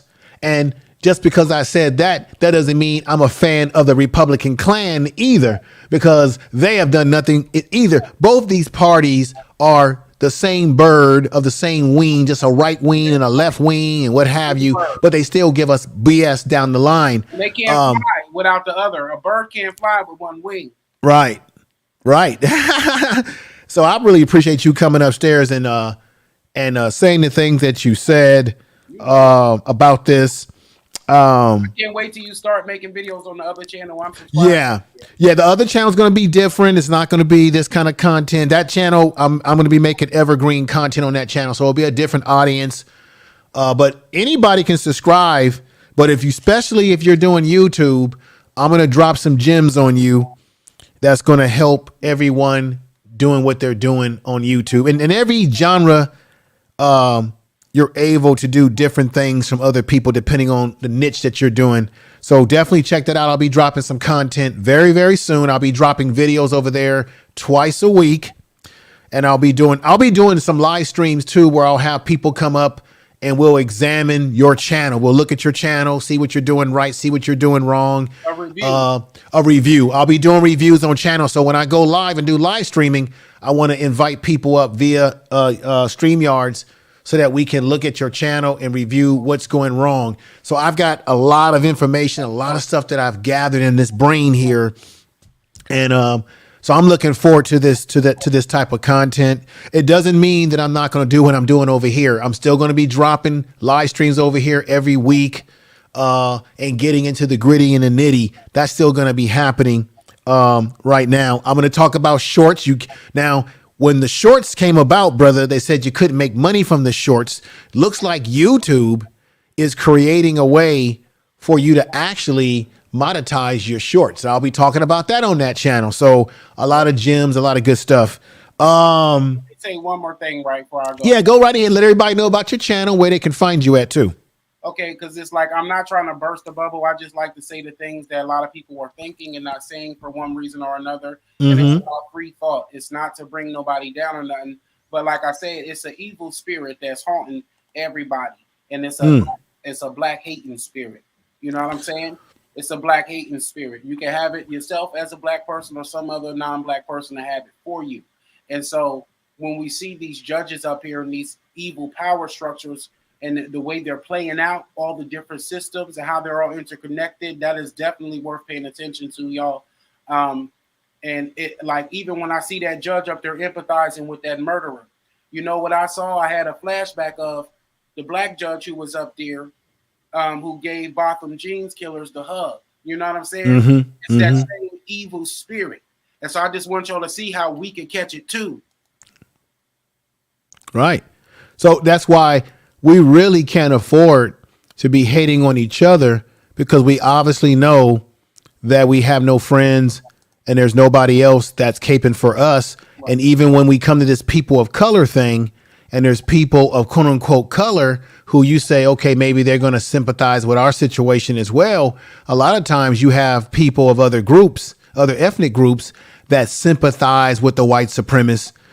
they're on their side. They're caping for that narrative because they want to replace us. They want to knock us off. They want to knock us off the bench. A lot of these groups, some of these groups come over here and they want to replace us in some way or capacity because we're all competing for resources. Right? I'm talking about those who come over here and do that. I'm not saying that everybody does that, but there's certainly people who do that. And this is why John Henry Clark was. Who are you kidding about friends in the world? Damn it, if you want a friend, look in the mirror. I'm going to keep emphasizing John Henry Clark because he told the truth. Well, I thought you was Tell the truth. You was a little bit late with that one. But Yeah, I was a little bit late. I was, but it's okay. Everybody gets the point. Everybody understands. Let everybody know where they can find you at too, on your channel and your social medias. Well, I'm always in the chat. I'm Ratchet Today Show, Yusef from Ratchet Today. So that's all right. Yusef from Ratchet Today. You can just look for the Ratchet Today Show. You guys will see me there talking about ratchet politics and stuff like that. Yeah. I love y'all, fam. Thank you. Peace out. All right, peace out. Appreciate for being here. Clap to you. Thank you. Tell the truth. Tell the truth. I was on time with that one. All right, brother. So there it is. That's Yusef from Ratchet Today. I want to thank him for coming up and giving some of those powerful thoughts that he was saying. The story about the cookies being laced and the story about the young black male who was in a fight with the white kid and they arrested him, but gave the white kid sympathy and empathy. That sort of stuff, it bothers me, but it reinforces in my mind the reality of the society that we live in and that we have a long way to go. I'm not saying because these things are happening that you should say to yourself, I can't make it. I can't do this in this society. This is not a crutch. This is about realizing what's happening, but you still have to take the ball and run with it and break through all these issues and keep striving, keep striving in life to be the best that you can be, even though we got obstacles that sometimes get in our way that we just got to get them out the way. And we got to keep moving forward. There'll be, unfortunately, more stories. The story about the preschool in Boston, Massachusetts, that was a sad one. And when you do that to preschool kids who have impressionable minds, they're going to remember that for the rest of their life. And you already create cultural conditioning and the stereotypes and the racial things that already begin to bubble up when you do that with young kids. So it's crazy, folks. I want to thank everybody out there. Looks like a lot of people didn't want to come up. I guess people were busy this evening, but let me just say my last farewell to everybody in the chat room. We got highly flavored. What's going on, sister? She said a slow, constant burn. What's going on? We got golden melanin. Thank you for being here and being who you are in the chat. You always do a great job in the chat, and I appreciate that, sister. We got Queen I Know I Am saying cupcaking. Yeah, cupcakes. Yeah, a lot of cupcake BS that goes on. We got Identity Withheld, who really had a really good statement that he made, a statement that he said in the chat earlier, which I agree with him wholeheartedly. So thank you for being here, brother. And I think I know where some of my audience is. I think Leonard Honors is on live right now. A lot of people are probably watching him right now. Some of my audience is over there, but I appreciate that, brother. Leonard Honors and what he does and over there on his channel and everybody on YouTube. And we've got somebody who's come upstairs to join me for a moment, and that's the real Aaron Collins. Let's see what's going on with the brother. How you doing, brother? Okay, so before I call it quits for the evening, we got Empress Queen in the house, Black Anonymous. I appreciate you. I see we got Trap Vision in the house. I want to hear what your honest thoughts are when you heard about this sentence today. You know what, actually, Info Man, I didn't really hear about the sentence till you mentioned it, and I thought to myself when I read that on your caption, I'm like, what? Yeah. You know what? I shouldn't even think that, and I shouldn't be surprised, and I'll tell you why. because this is just who they are. I mean, their own code as a people, something we should be, and they're gonna definitely look out for their own. This is this should not be a surprise at all. I mean, we already know that the system has never been for us to begin with. They designed the system for their benefit, for them, and for them. The problem is when are we going to realize this and get our own shit together? Because we still are not even together. We still getting good upset over each other over some of the most trivial and idiotic bullshit out there. So this is no surprise. And like Yusuf just said, this does take you back to the Botham Jean trial. It's the same people doing the same thing, and you got some Negroes that's going to put on the cape and have it swell in the wind for them. Right. Let me say peace to It's All Comes Out in the End, saying absolutely we should be on code. Thank you for coming over and making those statements. I really appreciate that very much so.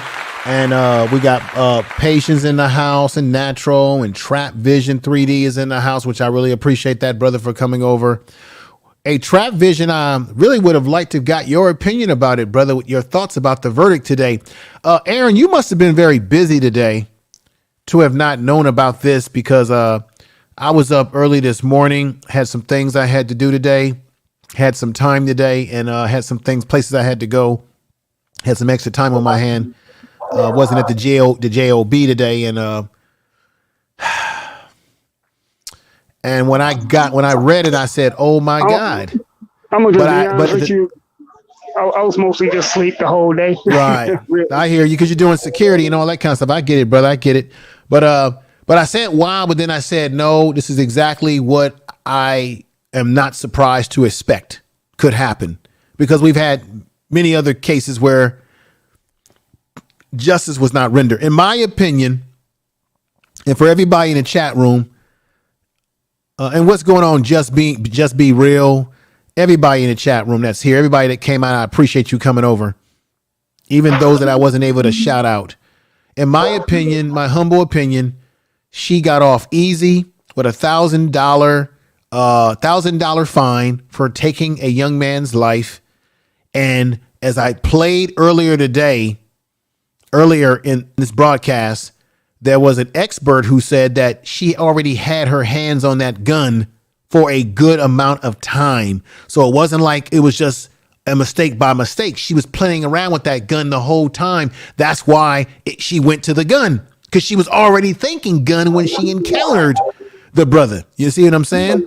So what's going on, brother? She already was, if you go back to that video and really look at it and examine it, she was already hyped up. Remember, on one part of the video, I'm going to bring Trap Vision in just a moment, she went into the police car and she was already kind of hot-headed as a cop, already in the police car, the way she was talking, when she had the guy that she was training, that she's supposed to be an example for.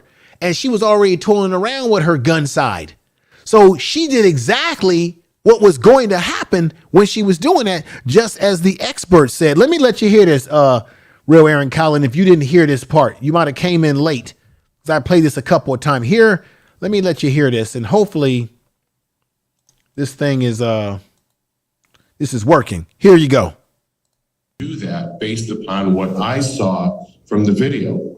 Kim Potter was gun ready for not just the seconds before she shot Daunte Wright, but for at least 20-25 seconds before that. We saw for the first time that she had her hand on gun at least 2 or 3 times before she shot Daunte Wright, took her hand off, put her hand back on. So she was gun ready. So that's why when she was yelling taser, taser, she went to her gun, because that's where she had been for at least 20-25 seconds before that. Right. That she did have her hand on her gun before she drew it, that I think the jury might well. Y'all hear it? That was a news report about that with an expert. Right. So the reason why she went for the gun, because she was already favoring her revolver side from the very get-go. But somehow Regina Chu, this judge, she let her emotions into her sentencing of this woman, which was a mistake because she was supposed to be objective under the law, but she brought her personal feelings into this, in my opinion, from what you can see in the videos and things that were played today. Excuse me. Let me hear from my man, Trap Vision. Good to have you here.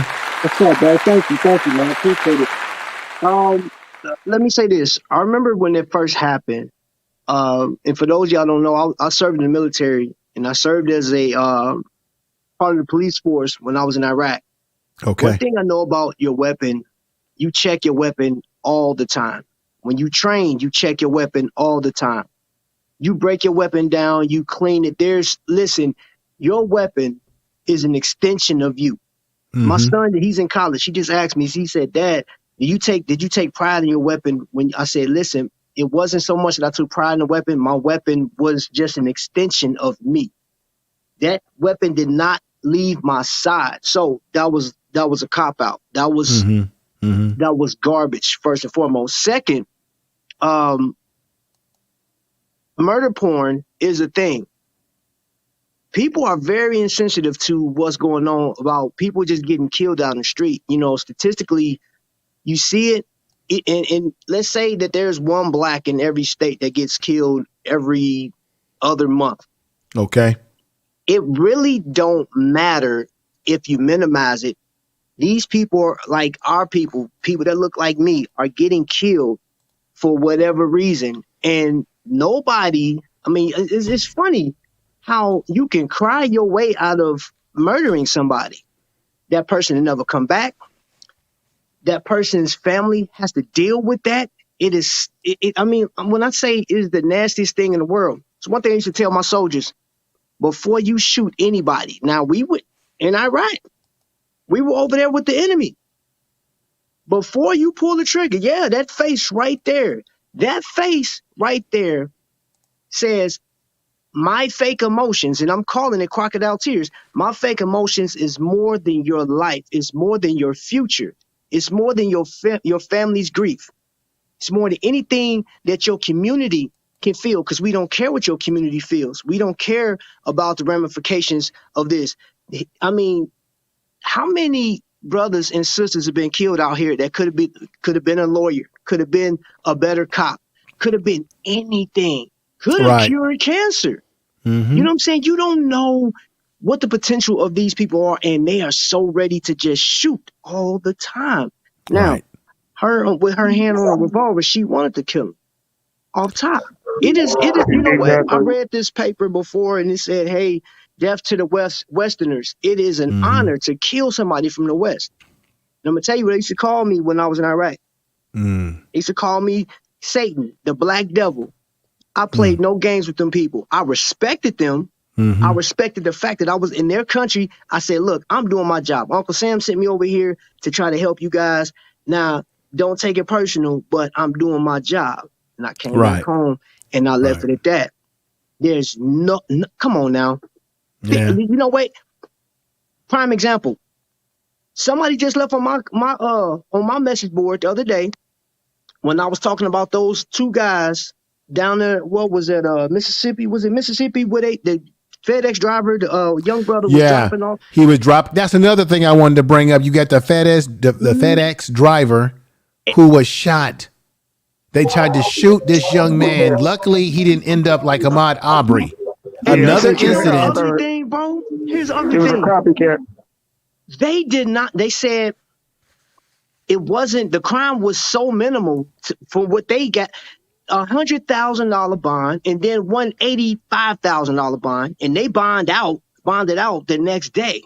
And the crazy thing is that the crime happened on the 24th of January. Yeah. And he couldn't report it to the 25th. One thing I learned, when you're making a report, you have 20 minutes to actually make that report, because then everything started getting fuzzy. You start adding stuff, or you may minimize, you know what I'm saying? Because that's the time frame. 24 hours. And now his story is not credible. Right. You know what I'm saying? Like, I was trained like a police officer. So now they didn't take it serious. So I'm pissed off with FedEx, his supervisor, and then the police force. And that's telling you that our lives don't mean nothing to these people. You mentioned dogs earlier. I saw that. Yeah. Let I saw that. me put that back up there because mentioned I did that video the other week ago. I don't think people took it serious enough. Our lives, dogs' lives, are valued even more than our lives. Let you get out there and kill up a bunch of dogs and see what happens. We already know what they did to Michael Vick over dogs. Bro, I don't even think this woman got half of the pressure put on her. When you look at her easy sentence, 1,000, Michael Vick got a higher fine. I know it's different jurisdictions legally, he's in Atlanta but Michael Vick paid a higher fine and damages than Kim Potter is going to pay for killing a man. Well, that's just the thing, though, bro. Is okay. I understand the different jurisdictions and stuff of that, but the justice system is supposed to work the same way, no matter what state you're in, right? You took a man's life. It's justified, and you got the lightest sentence in the world. If that's the case, I should be able to go out and do what the heck I want to. This is the fundamental reality, though, brother. Right. This is the hard pill that we have to continue to realize. The law does not apply under the same principles when it comes to dealing with black men, black people. When the law is used, when the law is applied to us, they throw the book at us, and we get no benefit of the doubt. You see, every time something happens where a black male like Trayvon Martin, Michael Brown, Brother Garner in New York, when black men are taken out by police, what do? Trap Vision. They begin to demonize you and say, well, you smoked weed.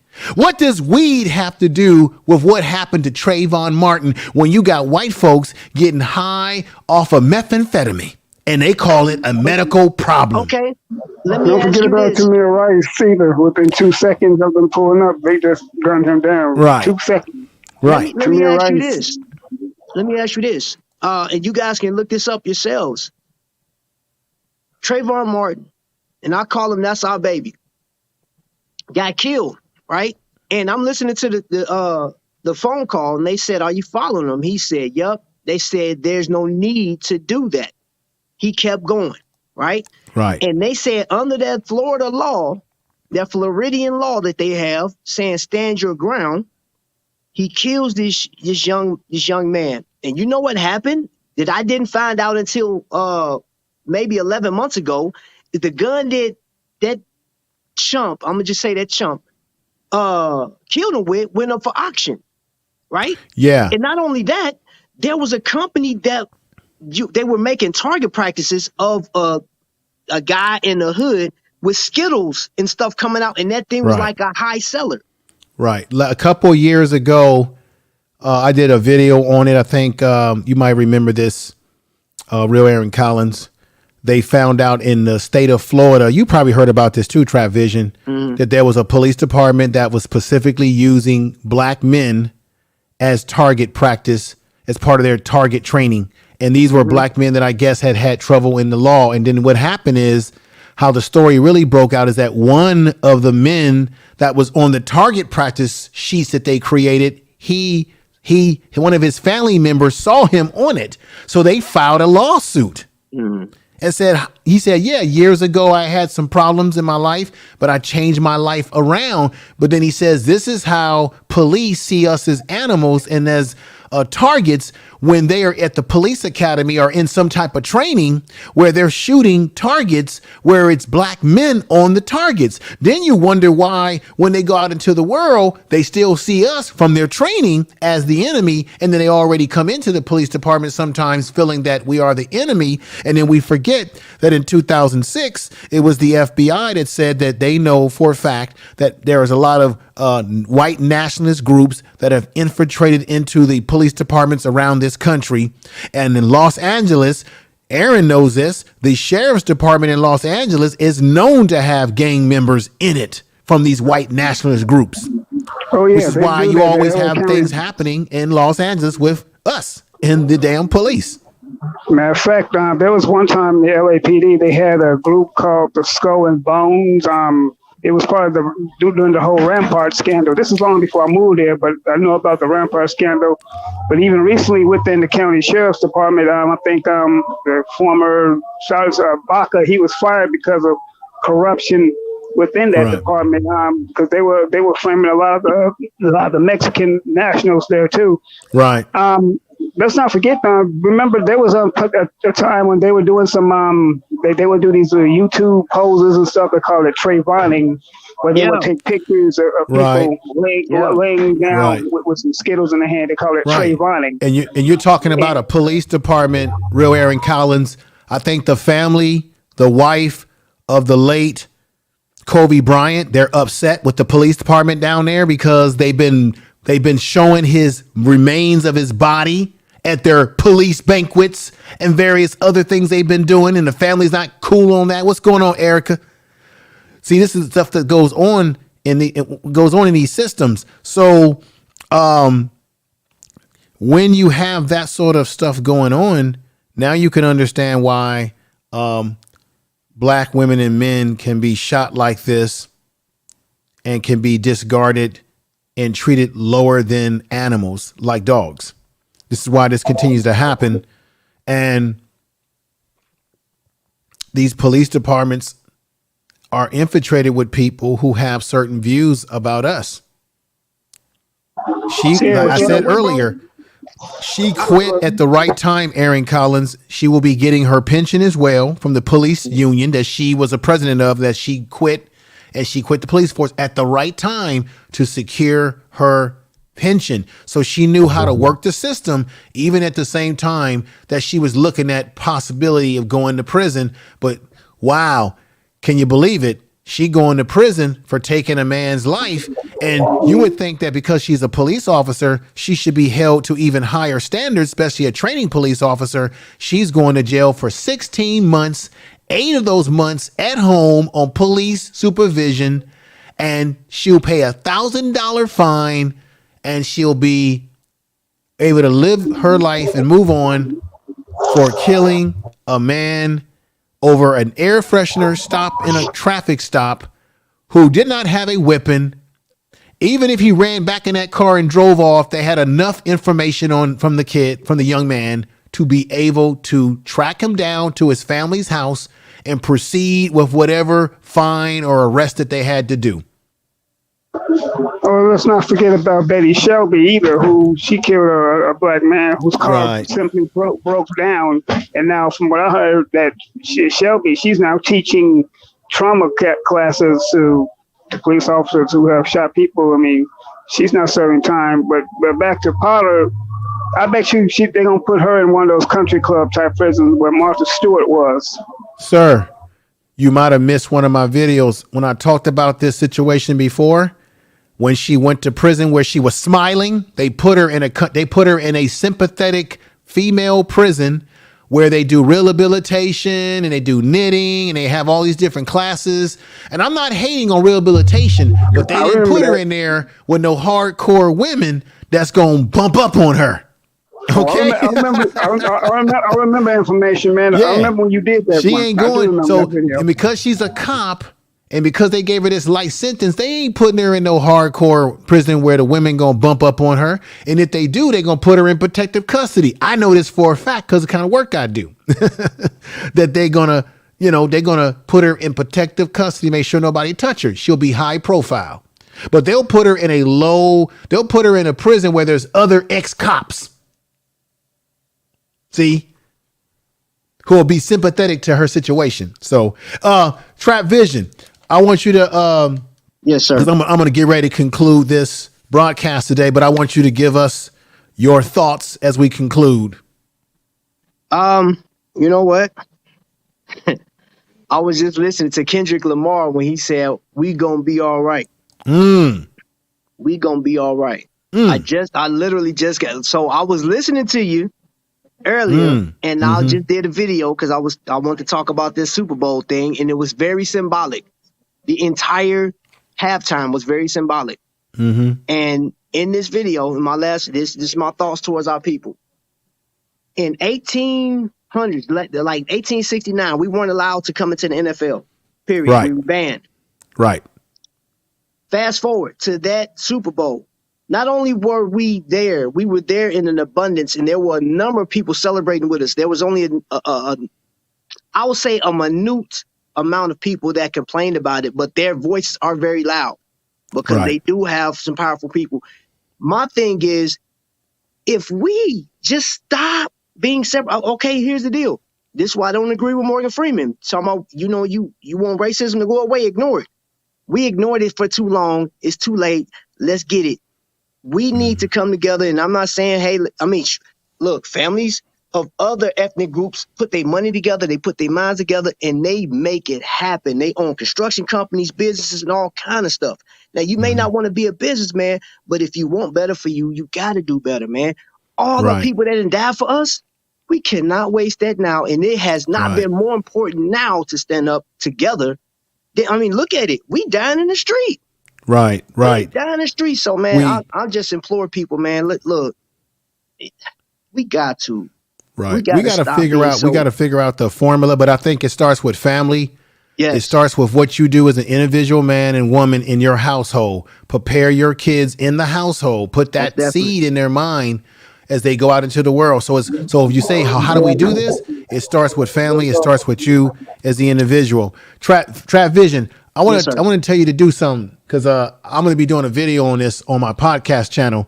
Okay. I think a lot of people slept on the LeBron commercial that came on. I want everybody to go back, look at that. I know it was Krypton.com was the company, and you had LeBron talking to his younger self. Right. I saw that. But don't look at it for the animation and the special effects and just, it's basketball. Get away from that. Go deeper under the surface of what that video, what they were actually doing. That shit was deep if you really think about it, because he was talking about what does the future look like? And are you prepared to deal with the future? Black people, are we prepared to deal with the future? If you go back and look at that LeBron James video and just don't look at it for the special effects, but the message in it that was being conveyed in that crypto currency, because cryptocurrency is about, that's the future. The petrodollar is getting ready to go out of style. Are we prepared for that future? Are we educated for that future? Are we prepared to take a risk? Because everything about wanting to be successful, you have to be willing to take some risk. Look at that commercial again, analyze it critically.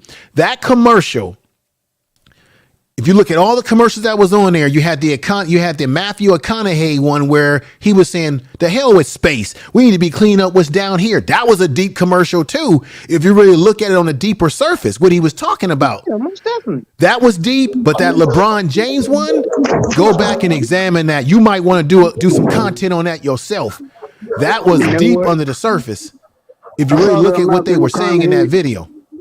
I saw the Matthew McConaughey one, and one thing I've heard someone say that the best way to hide something from someone is literally put it in front of them. So basically, they're really hiding in plain sight. It's like when they're putting the information right in front of us, but they're masking it in such a way. I think Malcolm X said something pertaining to them many years ago. How you can inundate someone with so much information to where they won't know that it is information because they're too busy being entertained. But it's like the movie Independence Day when it came out. It was literally a message within that people missed, and we already know Get Out had plenty of messages in it. So let me read this by. It's entertaining, but they got information too. I hear you. Let me read a couple of messages from the chat while we have time up here. I think King Wage put a gem in the chat. He said, it's sad that we're the only people who have to have this talk with our kids while other kids go out without any care in the world. That's true. We have to give our sons, even our daughters, to talk about if you get stopped by a police officer, what do you need to do? We're the only group that have to give our kids a special talk. And it is a damn shame that we have to do that because these are the realities that we deal with. We got Maurice, if I'm saying this, we got Brother Smith here saying exactly. She's getting protective custody and probably will be let out in less than a year. Yeah, she is. She's going to do only 16 months. The sentence was already put out there. She's going to do out of that 2 years. She's doing 16 months in the last 8 months at home. Like I said in the video, I got a little bit graphic. She'll be at home, busting it down for her husband. Right? But Daunte Wright, like I said, he won't be able to make love to a woman, get married, raise his son, be with his family for the holidays. But she'll be with her family for the holidays very soon with only $1,000 fine she has to pay, and she gets her police pension. And I guarantee I bet every dime I have in my possession right now, every piece of information and housing, everything, that somebody, her supporters, are going to cash app her. They're going to do a GoFundMe. She will not pay that $1,000 out of her pocket. No, she will not. I'm telling you right now. I bet you all the. Go ahead. Trap Vision. No, I want to stop you. You go ahead, brother. Man, you want to say wavelength? The police. I think the police that rock with her, because remember, she was a veteran on the force. She trained a lot of those cats. They're probably going to put the collection plate together for her. They got her. They got her. They got her. The community, listen, the community that's following her. Go ahead, Let me read this because somebody in the chat room put something interesting in here. We got to fact check this. Something to think about always. Welcome to the channel. If you haven't subscribed, go ahead. Said this. Did I understand that some of Daunte's family members were arrested after the sentencing? They probably went the hell off. Is this true? We got to fact check this. Is it true that after the verdict that some of the family members went off and got arrested? I haven't heard about that. Somebody please fact check that right now. Maybe I can check it with my phone. Somebody check that. I want to check that out. The brothers Info Man and Trap Vision. I want to say this, that the way it looks like they might be getting away with stuff in this system and man's system, but trust me, they're not getting away, because believe me, they will stand and they will give account. They will have their day. I mean, it may not be in man's wicked system, but they're gonna have their day. All these white supremacists that are guilty of this sort of thing, they're gonna have their day. So mark my words, they're not getting away with anything. It only looks that way, so their celebration is going to be cut short. Okay. But if anybody in the chat room can check really quickly, is it true that some family members got arrested? Is what something to think about always? Is what they're saying, what this person is saying, true? And thank you for coming over. Check this out. Fundraiser by Ern Nelson, Kim Potter family GoFundMe. Yep, she got a bunch of GoFundMe. She got 8,000. Now, of course, people put up fake stuff too. But check this out. There's a Kimberly Potter family, one group, they've got $8,040 raised. There's a bunch of them. Wait a minute. Let's look at some more of these. I'm looking at my other computer here. Let me see. Fundraiser by Kim Potter. Let me see here. There's a bunch of them. 4,000. So she's got a GoFundMe. There's some GoFundMes for her. What I tell you, it never fit, bro. Listen, let me tell you something. In the last two years, I started something on my channel where I wanted to raise money for people suffering from cancer and stuff like that. And then this last year, I said, you know what? I want to go a step further, man. I want to be able to provide some type of help and service, man. And I'll hit the streets. I was asking people, man, and look, I'm not knocking it, because I did. So I say, man, I don't care what you got. Give me, you know what I'm saying, a dime, 20 cents. I don't care.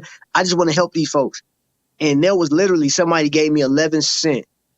And I said, that's crazy, because the people that I turn this money into takes 20% off top. So that little change you got really ain't doing nothing, bro. Like, you know what I'm saying? But you got a lady that could kill somebody, because that's what you did, and you're going to come out with probably $16,000, $20,000 by the time you get out.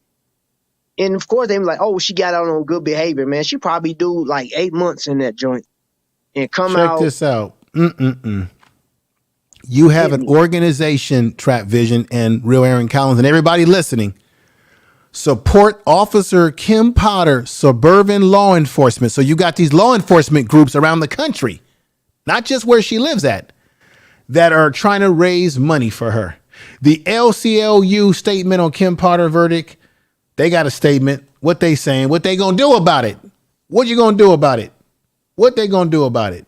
The following statement can be attained by Brandy Risker. Let me see the story of Daunte. Let me see. What are they gonna do? But the following statements can be a tribute to Ben. While we can finally say Daunte Wright's name in conjunction with the moment of justice. No, there was no justice. What are you going to do about it, ACLU? You're going to file a petition to have a resentencing? What are you going to do? So it looks like wild. you got people out there. I'm going to be fair and balanced here. You got people out there that are supporting the family, that are saying, Daunte didn't get justice. And of course, you have various law enforcement organizations that are putting out little support. So, and I guarantee you, when she goes to prison, she'll get lots of letters from law enforcement people who love her, they'll put money on her books, the whole 9 yard. So she ain't doing no hardcore time, y'all. What's going on, BX Beefy? What's going on? And everybody who come in the chat room, we got Empress Queen and Queen I Know I Am. A Simpson is in the house. King Wade, something to think about always was here. Erica's in the house. Everybody, thank you for coming over. Gentlemen, anything else you want to add before we conclude? Anything else? Love thy neighbor. Love thy neighbor. I hear you, brother. I just, you know what? My biggest prayer, man, is actually, man, that everybody in this chat, especially, man, information, man, let me tell you something, bro. I greatly appreciate what you do, the information, and yes, the topics you hit are controversial, but somebody got to do it, man. So honestly, in my eyes, and I'm pretty sure there's some other people, you are a Black History Moment, because this is going to go down in history that you put out a publication that was helping us think about what's going on. And when people like, man, where did this come from? You should have been listening to people like Information Man. And you're not spreading hatred. You're telling the truth. Yeah, I'm not trying to spread hatred, but I know some people will see it that way. But these are facts. Nope. None of the things that I said can be disputed by anybody. You can't see. People can say they don't like what I'm saying or like how I'm delivering it, but they can't say that I'm lying. And see, they can't say I'm lying. I'm gonna tell you something. If I wasn't down with what you do, bro, I wouldn't be on your panel right now, which I greatly appreciate it because you didn't have to have me up here. But I'm with that, man. And I just encourage you, bro, to continue to do it, man, because I know it's not always going to be easy. I think about our ancestors that, you think about what they had to go through to get us here, to where we have a platform to speak our minds and tell truths and try to bring some type of order, or, you know what I'm saying? Or at least help somebody else, man. And that's the biggest thing, man. My grandmother always told me to help as many people as possible. You know what I'm saying? If people don't want to be helped, you just let them go. Well, Trap Vision, before you go, yes, I want you to I know you've been doing some series on your channel for Black History, which I think is excellent. I think before the month is over, maybe I need to do it this upcoming week. Maybe I'll do it on Sunday. I'll see. I need to do a Black History moment too, as well on my channel. I want to get into an area, something deep that maybe people may not be aware of, but you've been doing a series of Black History on your channel, which is fantastic. Yeah. Let everybody know where they can find you, your channel, what you do over there, and where they can find you on other social media as well, brother. So I own rights to my name. So if you type in Trap Vision 3D on Instagram, Facebook, or YouTube, you will find me. I consider my show, or I call my show The Lifestyle, but it's under Trap Vision or TV. If you type in TV 3D, you'll get me. You'll get some of my videos. And this month, what I wanted to do, I normally cover watches, but I thought it was important to actually cover our history, our people, and I'm covering it from a perspective of my perspective of how I interpret, our ancestors. I will be dropping a video about the Super Bowl tomorrow morning, but follow along what we're doing. And I'm not just doing it for 28 days. I'm going to go past this. I will get back into watch reviews and stuff like that, but once a week I will be dropping a fact about our people, because technically speaking, we built this nation, blood, sweat, and tears, ingenuity. We literally put this nation together. Go look it up. The capital that we have Benjamin Banneker to thank for that. He was a surveyor. So he put that together. He literally put the capital together. Without his plans, we wouldn't have that up there. So he's just one piece of the puzzle.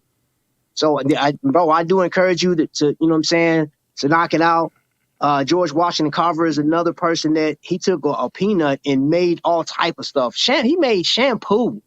The man made shampoo from peanut oil. And a lot of people don't realize that ice cream was actually invented by a black man. Ice cream, potato chips too. Potato chips, all these things have been invented. So when we do say that we have contributed and we have built this country, we're not lying about that. If you look at a lot of the layout of this country, the basic structures of this country, it was our ancestors who were at the forefront of building.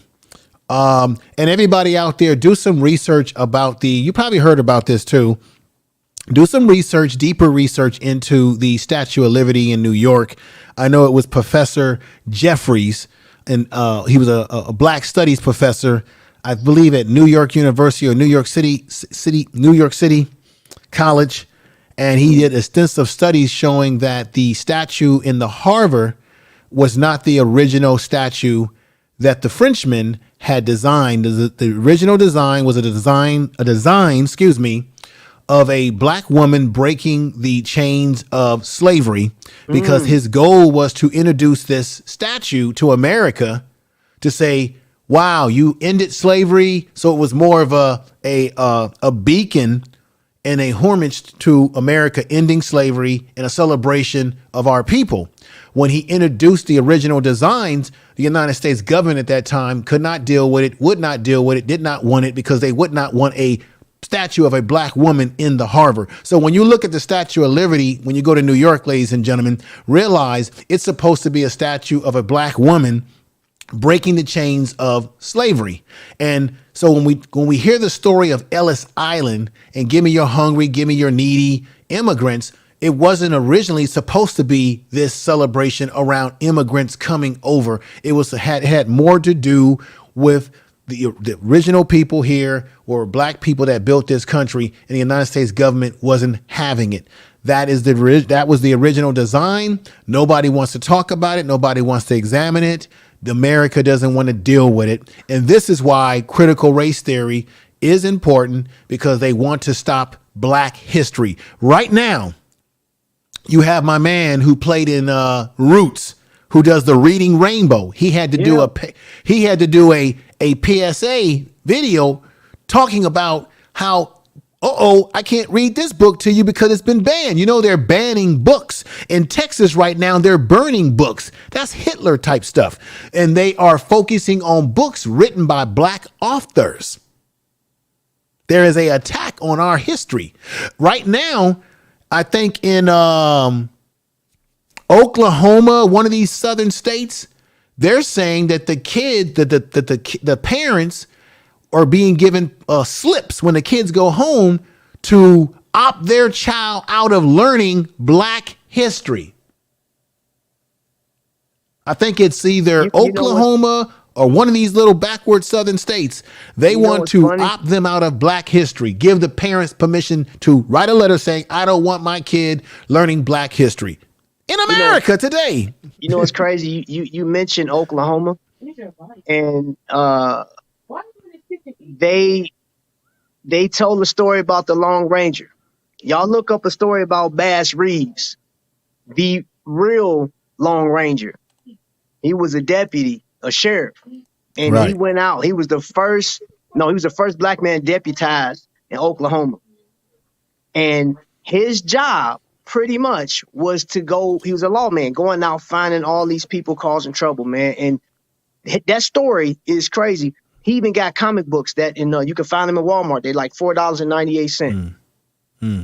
Black publication. Go check that out. Right. Hey, bro, I got an emergency here. Okay. I'm gonna have I get it. bounce I get out. it, brother. Hey, y'all, man, I appreciate you. All right. And yeah, I got to go, man. We got some serious Dude. stuff happening over here. God Do bless what you gotta y'all, do, man, brother. for We real. understand. All Yes, right, sir. brother. All right, Yeah. Trap Vision. Take care, brother. All right, that's Trap Vision. Yeah, Indiana. Thank you. Yes, thank you, good brother. Thank you. Thank you, Don Ross. Thank you. It's not Oklahoma. Thank you. I knew it was somewhere, but it just lost. It's Indiana. I heard that Indiana school counselors tell parents their kids can opt out of Black History Month lessons. Yes, that's what I was talking about. It's Indiana. See, they are attacking our history and demonizing it as something evil. That's what's going on.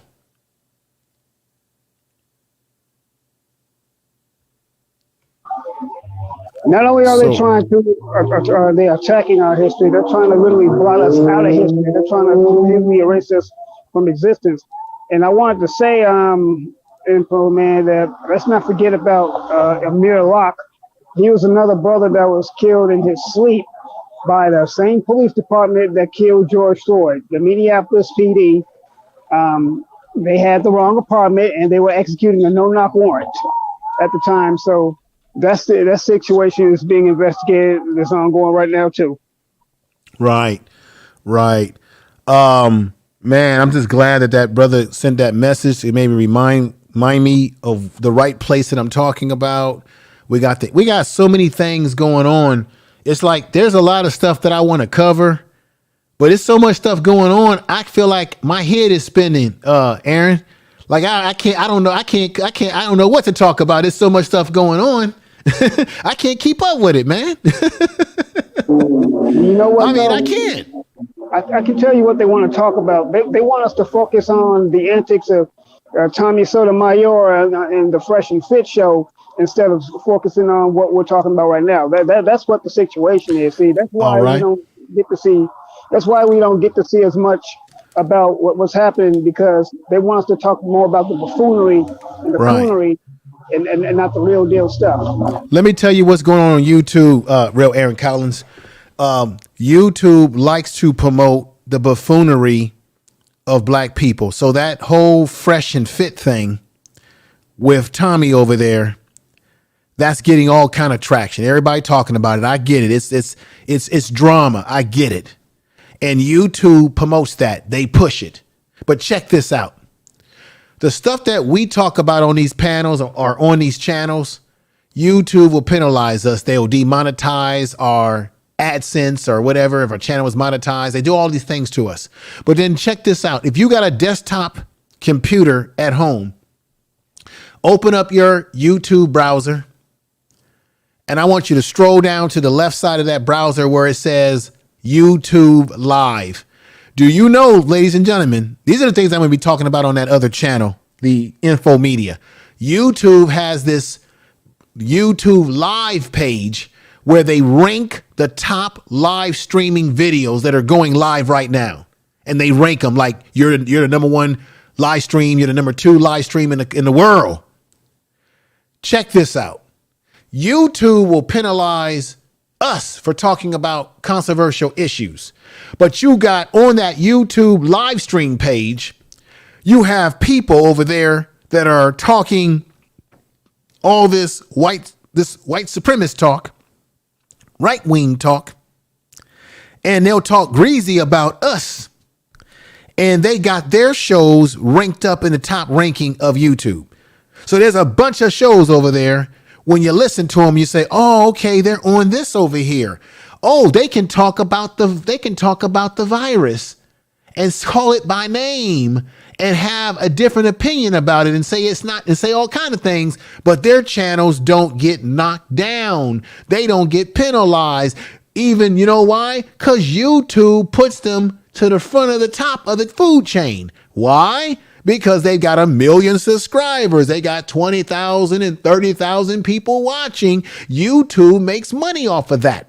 So if you got a channel that's controversial, but YouTube can't make no money off of you because you don't have all these views at the same time you're going live, YouTube is and if you're black, of course, then you get suppressed, you get shadow banned.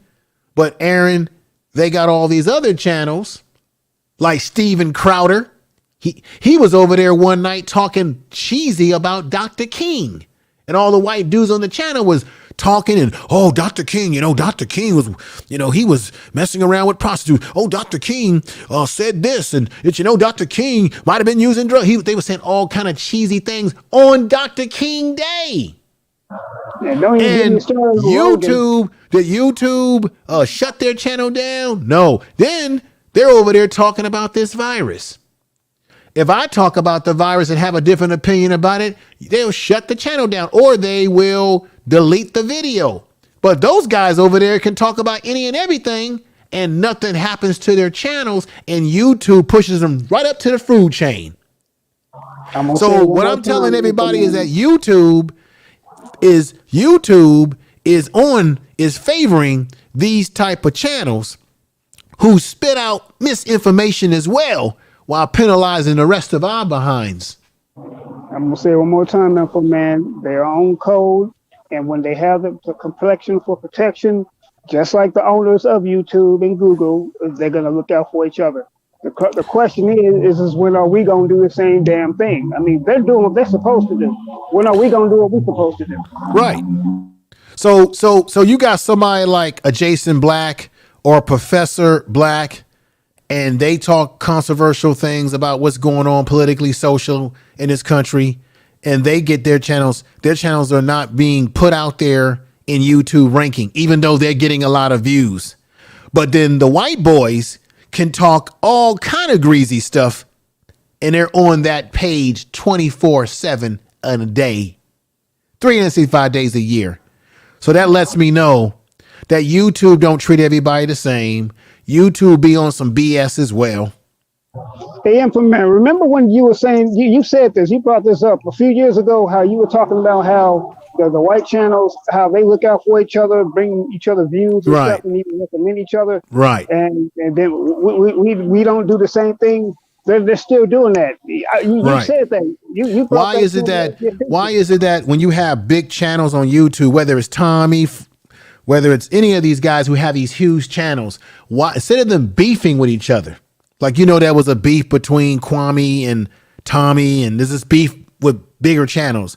Instead of everybody beefing with everybody should be consolidating their forces and helping everybody out at the same time, telling people to support other people's content and channels. Because I'm not saying that white folks don't have their beef on YouTube, but the big creators that happen to be white, they're doing very well and doing well financially because they're all supporting each other. They're all telling each other's audience, go over there and watch that guy's channel. While black folks, we got people that are prominent in black YouTube who have huge views.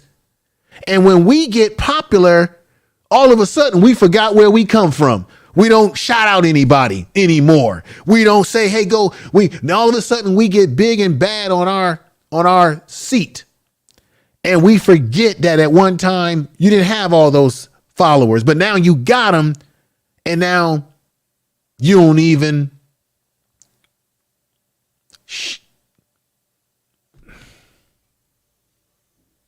It's a mess. It's a mess. It's a mess. And that's why black YouTube never can really, it can't go anywhere. Yeah, we might get excited over Kevin Samuels because he's got a large channel. The Tommies have a large channel, but they really are like small in the bigger sense of YouTube.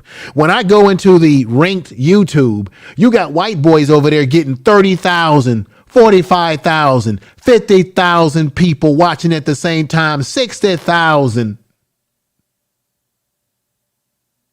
And they all know each other and collaborate.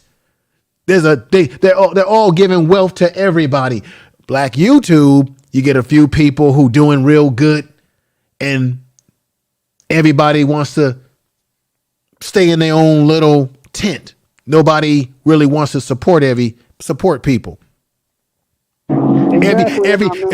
Everybody wants to clout. Everyone over here is pocket watching what you get in Super Chat or Cash App. See what I'm saying? Them white boys ain't sitting up there talking about, oh, you getting all that. They all are winning. But we in the black YouTube sector, we too busy worrying about what people getting. If you want to be successful on this platform and you want to get that, then create a better channel, better content. What we have in black and what we have sometimes on black YouTube that's unfortunate is that people use their YouTube channels like they use their telephone. You get a bunch of people on a panel and everybody's gossiping like they're talking on a telephone. So now you got a telephone discussion on a platform that's really a video content platform where they want you to do real content, and you're calling telephone gossip content when it ain't content. It's telephone gossip. Only difference is that you taking the gossip that you do on the telephone and you bring it to the visual of YouTube and you call it content when it ain't nothing but gossip talk.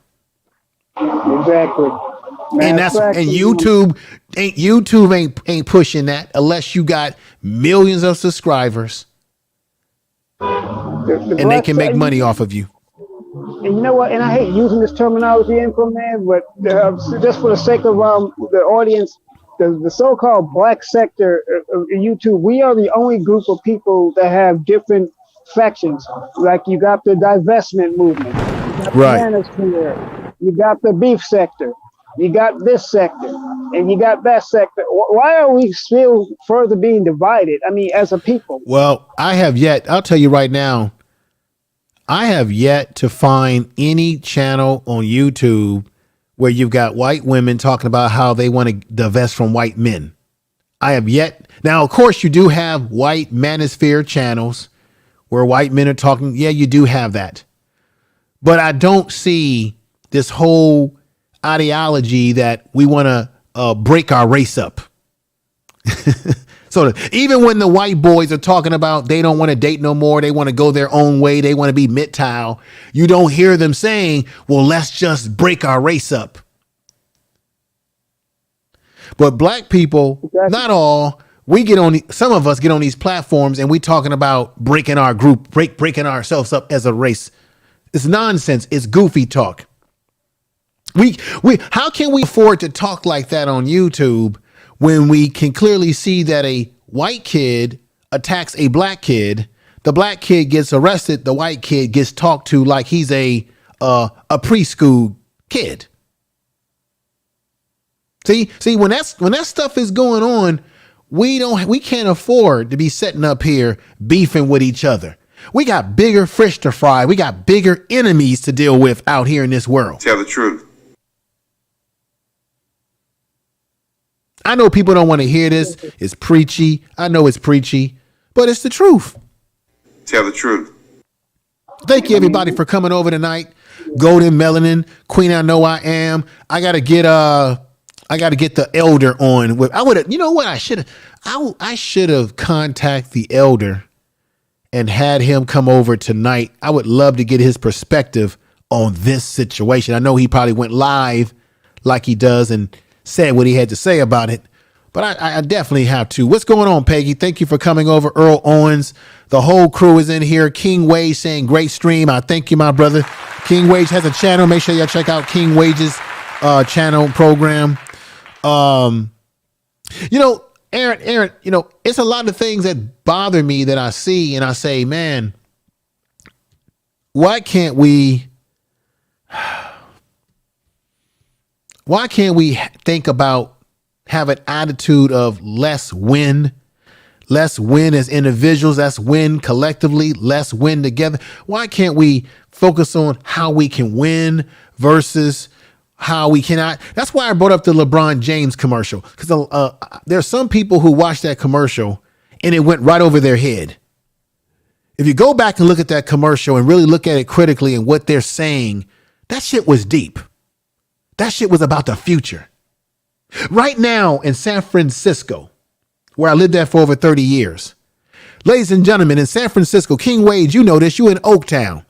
They got cars already that's driving without drivers in it, ladies and gentlemen. That's driving around in San Francisco. They're doing tests, and it's working. I'm signing up for it. I'm going to probably going to blog that experience on the Info Media channel. They've got cars in San Francisco that you can order a ride, get in the car. It's driving around, take you to where you want to go. If another car gets in its way, it has the ability to move and maneuver. That's the future. Are you ready for it?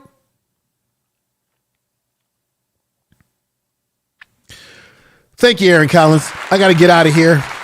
Thank you, everybody in the chat room.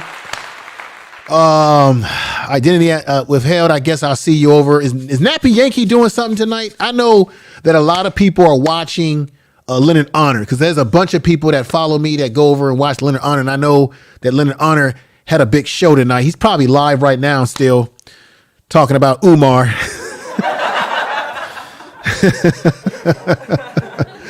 Umar Johnson, boy, where is the HVAC, Umar Johnson? Anyway, okay, Real Aaron Collins, take care, brother. Let everybody know where they can find you. I know you have a YouTube channel as well. Yeah, so I can be found on The Real Aaron Collins. I've been taking a break, but I'm gonna get back real soon to putting some more content out there. But that's literally the name of my channel, The Real Aaron Collins. And the reason why I say that, because I am the real Aaron Collins, and I'm not the fake one. I'm not the false one. I'm the real one. And the way you see me right now, I'm real. I don't try to be something I'm not. I'm just real. I'm Aaron. All right, Aaron. Thank you, brother. Thank you. Thank you, right. Man. I appreciate you, brother. I appreciate you too for coming upstairs. So everybody, there's a chance that there's a 50-50 chance I go live on Sunday. I'm going to go live on Sunday. I got to talk about some other issues too. I'm very disappointed in Loretta Lynch, who was the Attorney General of this country at one point in time. She failed to prosecute the police in New York for what they did to Eric Garner. I have a problem with that. And now she's being used by the NFL. Now, Brian Flores, don't get me wrong, the brother has issues, because this is the same cat who did not want to support, he did not support Colin Kaepernick. He didn't support him. He had greasy things to say about Colin Kaepernick. Then now all of a sudden, Brian Flores is catching some hell with the racism. Now he's filing the lawsuit, which I did a video about. But now the NFL thinks that the NFL is not playing checkers. They're playing chess. They go out and get a black woman to be their attorney against his suit to make themselves look like they're not racist. All of a sudden, they can't find qualified black coaches to coach in the NFL. They can't find qualified owners. But all of a sudden, within 24 hours, they can find a qualified black woman to be their lead attorney against Brian Flores' suit. You see what they're doing? Use a black woman against in this case, a black man who comes from another diaspora part of the world. He's comes from an immigrant background, but he's black in a diaspora. We have black people all over the world, but they use a American-born black woman to fight against his lawsuit in behalf of the NFL. Now, is she either trying to bring gravity to his racial concerns in the NFL, or is she just doing this because the NFL is putting a bigger buck of money in her pockets? Or what's really going on here?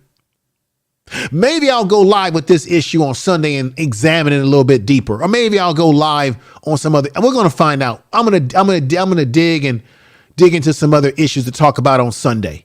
So be here Sunday. I'll be going live around 5 o'clock Eastern time, 4 o'clock Central time, and somewhere around 2 o'clock Western time. I'll be back soon. I want to thank everybody in the chat. DJ B Side 1996. Thank you for coming over. If you're new to the channel, come over and subscribe. We got Empress Queen in the house. We got Worldview in the house. Erica, Earl Owens, everybody in the house. Let me read what people are saying before I leave. Let me not be rude here. Peggy Rosser says, yes, Cat PY2, I agree. Not all dislike blacks here, but still there is no support from. Okay. Now, let's see what people are saying here. I get what you're saying, Peggy. Let's see. Erica says, I'm not surprised that I already said that Floyd was black when convincing that all Afro-Latinos, even Big Papa. Yeah, he's an Afro-Latino. I get it. But this is the thing. He was not rocking with Colin Kaepernick's taking a knee. Now, this is what happens in America. When other groups of black people who come from other parts of the world don't understand the dynamics of American society like black people that were born here, we call it, y'all know what we call it. We call it your Negro wake-up call. We're talking about the Negro wake-up call. Tell the truth. Sooner or later, you're going to get that Negro wake-up call. And that's what happened to Brian Flores. He didn't rock with Colin Kaepernick when he did what he did, but now he's feeling something, lawsuit. But the NFL, being the slick, greasy organization that they are, where black men bodies are being run amok across that football field, all busted up. And then when you retire, your brain is all messed up. Why do we as black society keep giving our babies to the NFL? We could crush the NFL if we stop letting our kids play that football. See, that's controversial, what I just said. If we stop letting our kids play football and put their minds to something else to be successful, we could put the NFL out of business just like that. The colleges wouldn't be getting all that money, although they're trying to give them money now for endorsements. So the NFL, in their greasy way, they think they slick by getting Loretta Lynch to go against Brian Flores. This is the same Loretta Lynch that when she was Attorney General of this country, she failed to execute pressure on that corrupt police department in New York by holding those police accountable from the DOJ level. Tell the truth. A damn shame. A triple shame. Earl Owens says, I haven't watched the NFL in 17 years. Thank you, brother, for subscribing. Thank you. You are listening to Information Man. Please make sure to subscribe to his channel. Ladies and gentlemen, I'm going to get out of here. I see you all around the YouTube streets. My goal is to go live on Sunday.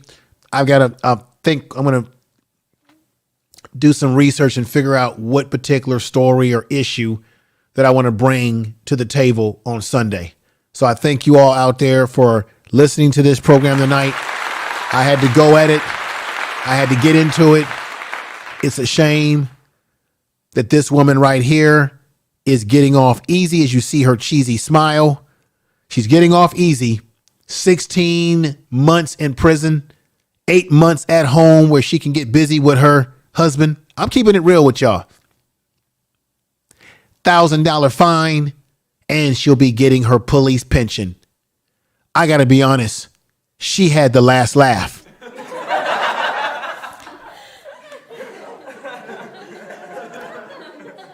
This whole thing, everybody, black people, everybody in Wisconsin, everybody that was hoping that this would be a long sentence for her, you got bamboozled, you got hoodwinked, you got Twilight Zoned.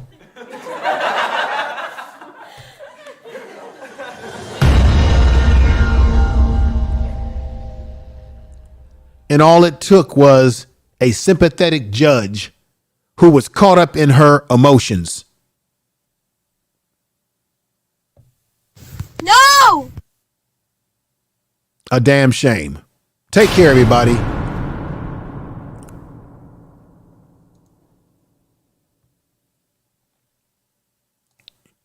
This is the truth.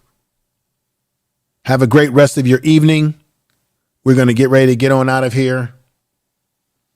I'm going to leave you with this one more time, what the experts were saying about Kim Potter having her hands on her weapon.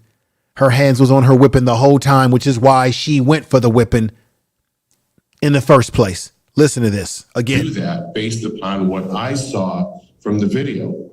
Kim Potter was gun ready for not just the seconds before she shot Daunte Wright, but for at least 20, 25 seconds before that. We saw for the first time that she had her hand on gun at least 2 or 3 times before she shot Daunte Wright, took her hand off, put her hand back on. So she was gun ready. So that's why when she was yelling taser, taser, she went to her gun because that's where she had been for at least 20, 25 seconds before that. That she did have her hand on her gun before she drew it, that I think the jury might well. Information is power. Take care, everybody. Thank you. Is power. Take care, everybody. Peace. Have a good night. You've been listening to the Information Man Show. Share the video, everybody. Peace to you. You are listening to Tell the truth. Some of y'all don't listen at all. Same shit they be pushing. Peace, everybody. It's got a grown man having withdrawals. I don't mind if you don't listen that much. Though I just mind what you say for the crowd. Cause some of y'all don't listen at all. Some of y'all don't answer that call. Realize the movie that I was watching, it's the end of the world. Illuminati is coming. Gather the boys and girls and watches it all unfurls. They clutching at all their pearls and no one asking for guidance. Stimulus check, won't you cash app that? I got niggas and they said that respect they black. Politicians and they said peace, everybody. That's why we sitting on the wrong track. Back to the long track. And it's okay to be rich. My mama always told me I was destined for greatness. But my mama also, she told me take care of the kids and everybody around the world that can't fight for it. So it's a kuna matata, beast on the water. Pray to provider, please don't divide us. Keep that and try to face your intruder to be someone brighter. Yeah, I don't mind if you don't listen that much. Some of y'all don't listen at all. Same shit they be pushing your butt. It's got a grown man having withdrawals. I don't mind if you don't listen that much. Though I just mind what you say for the crowd. Cause some of y'all don't listen at all. Some of y'all don't answer that call.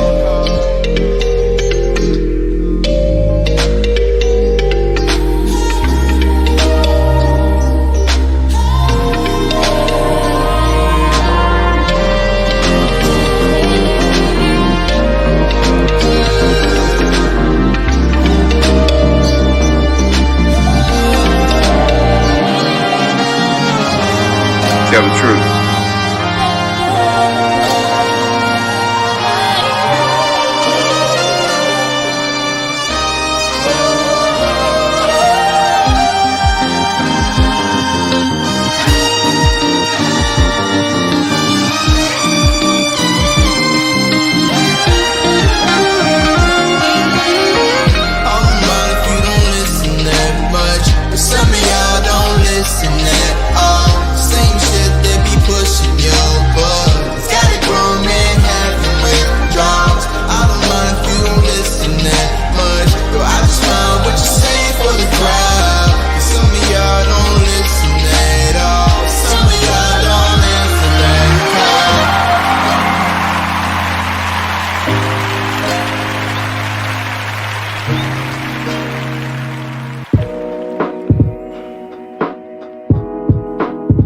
Tell the truth.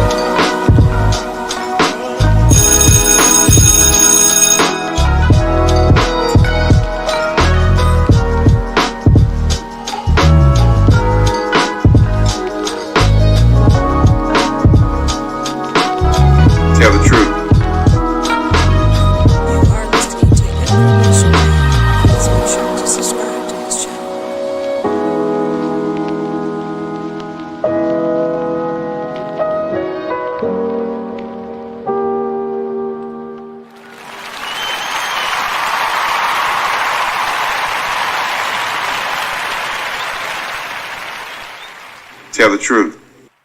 Thank you, everybody. It's been great.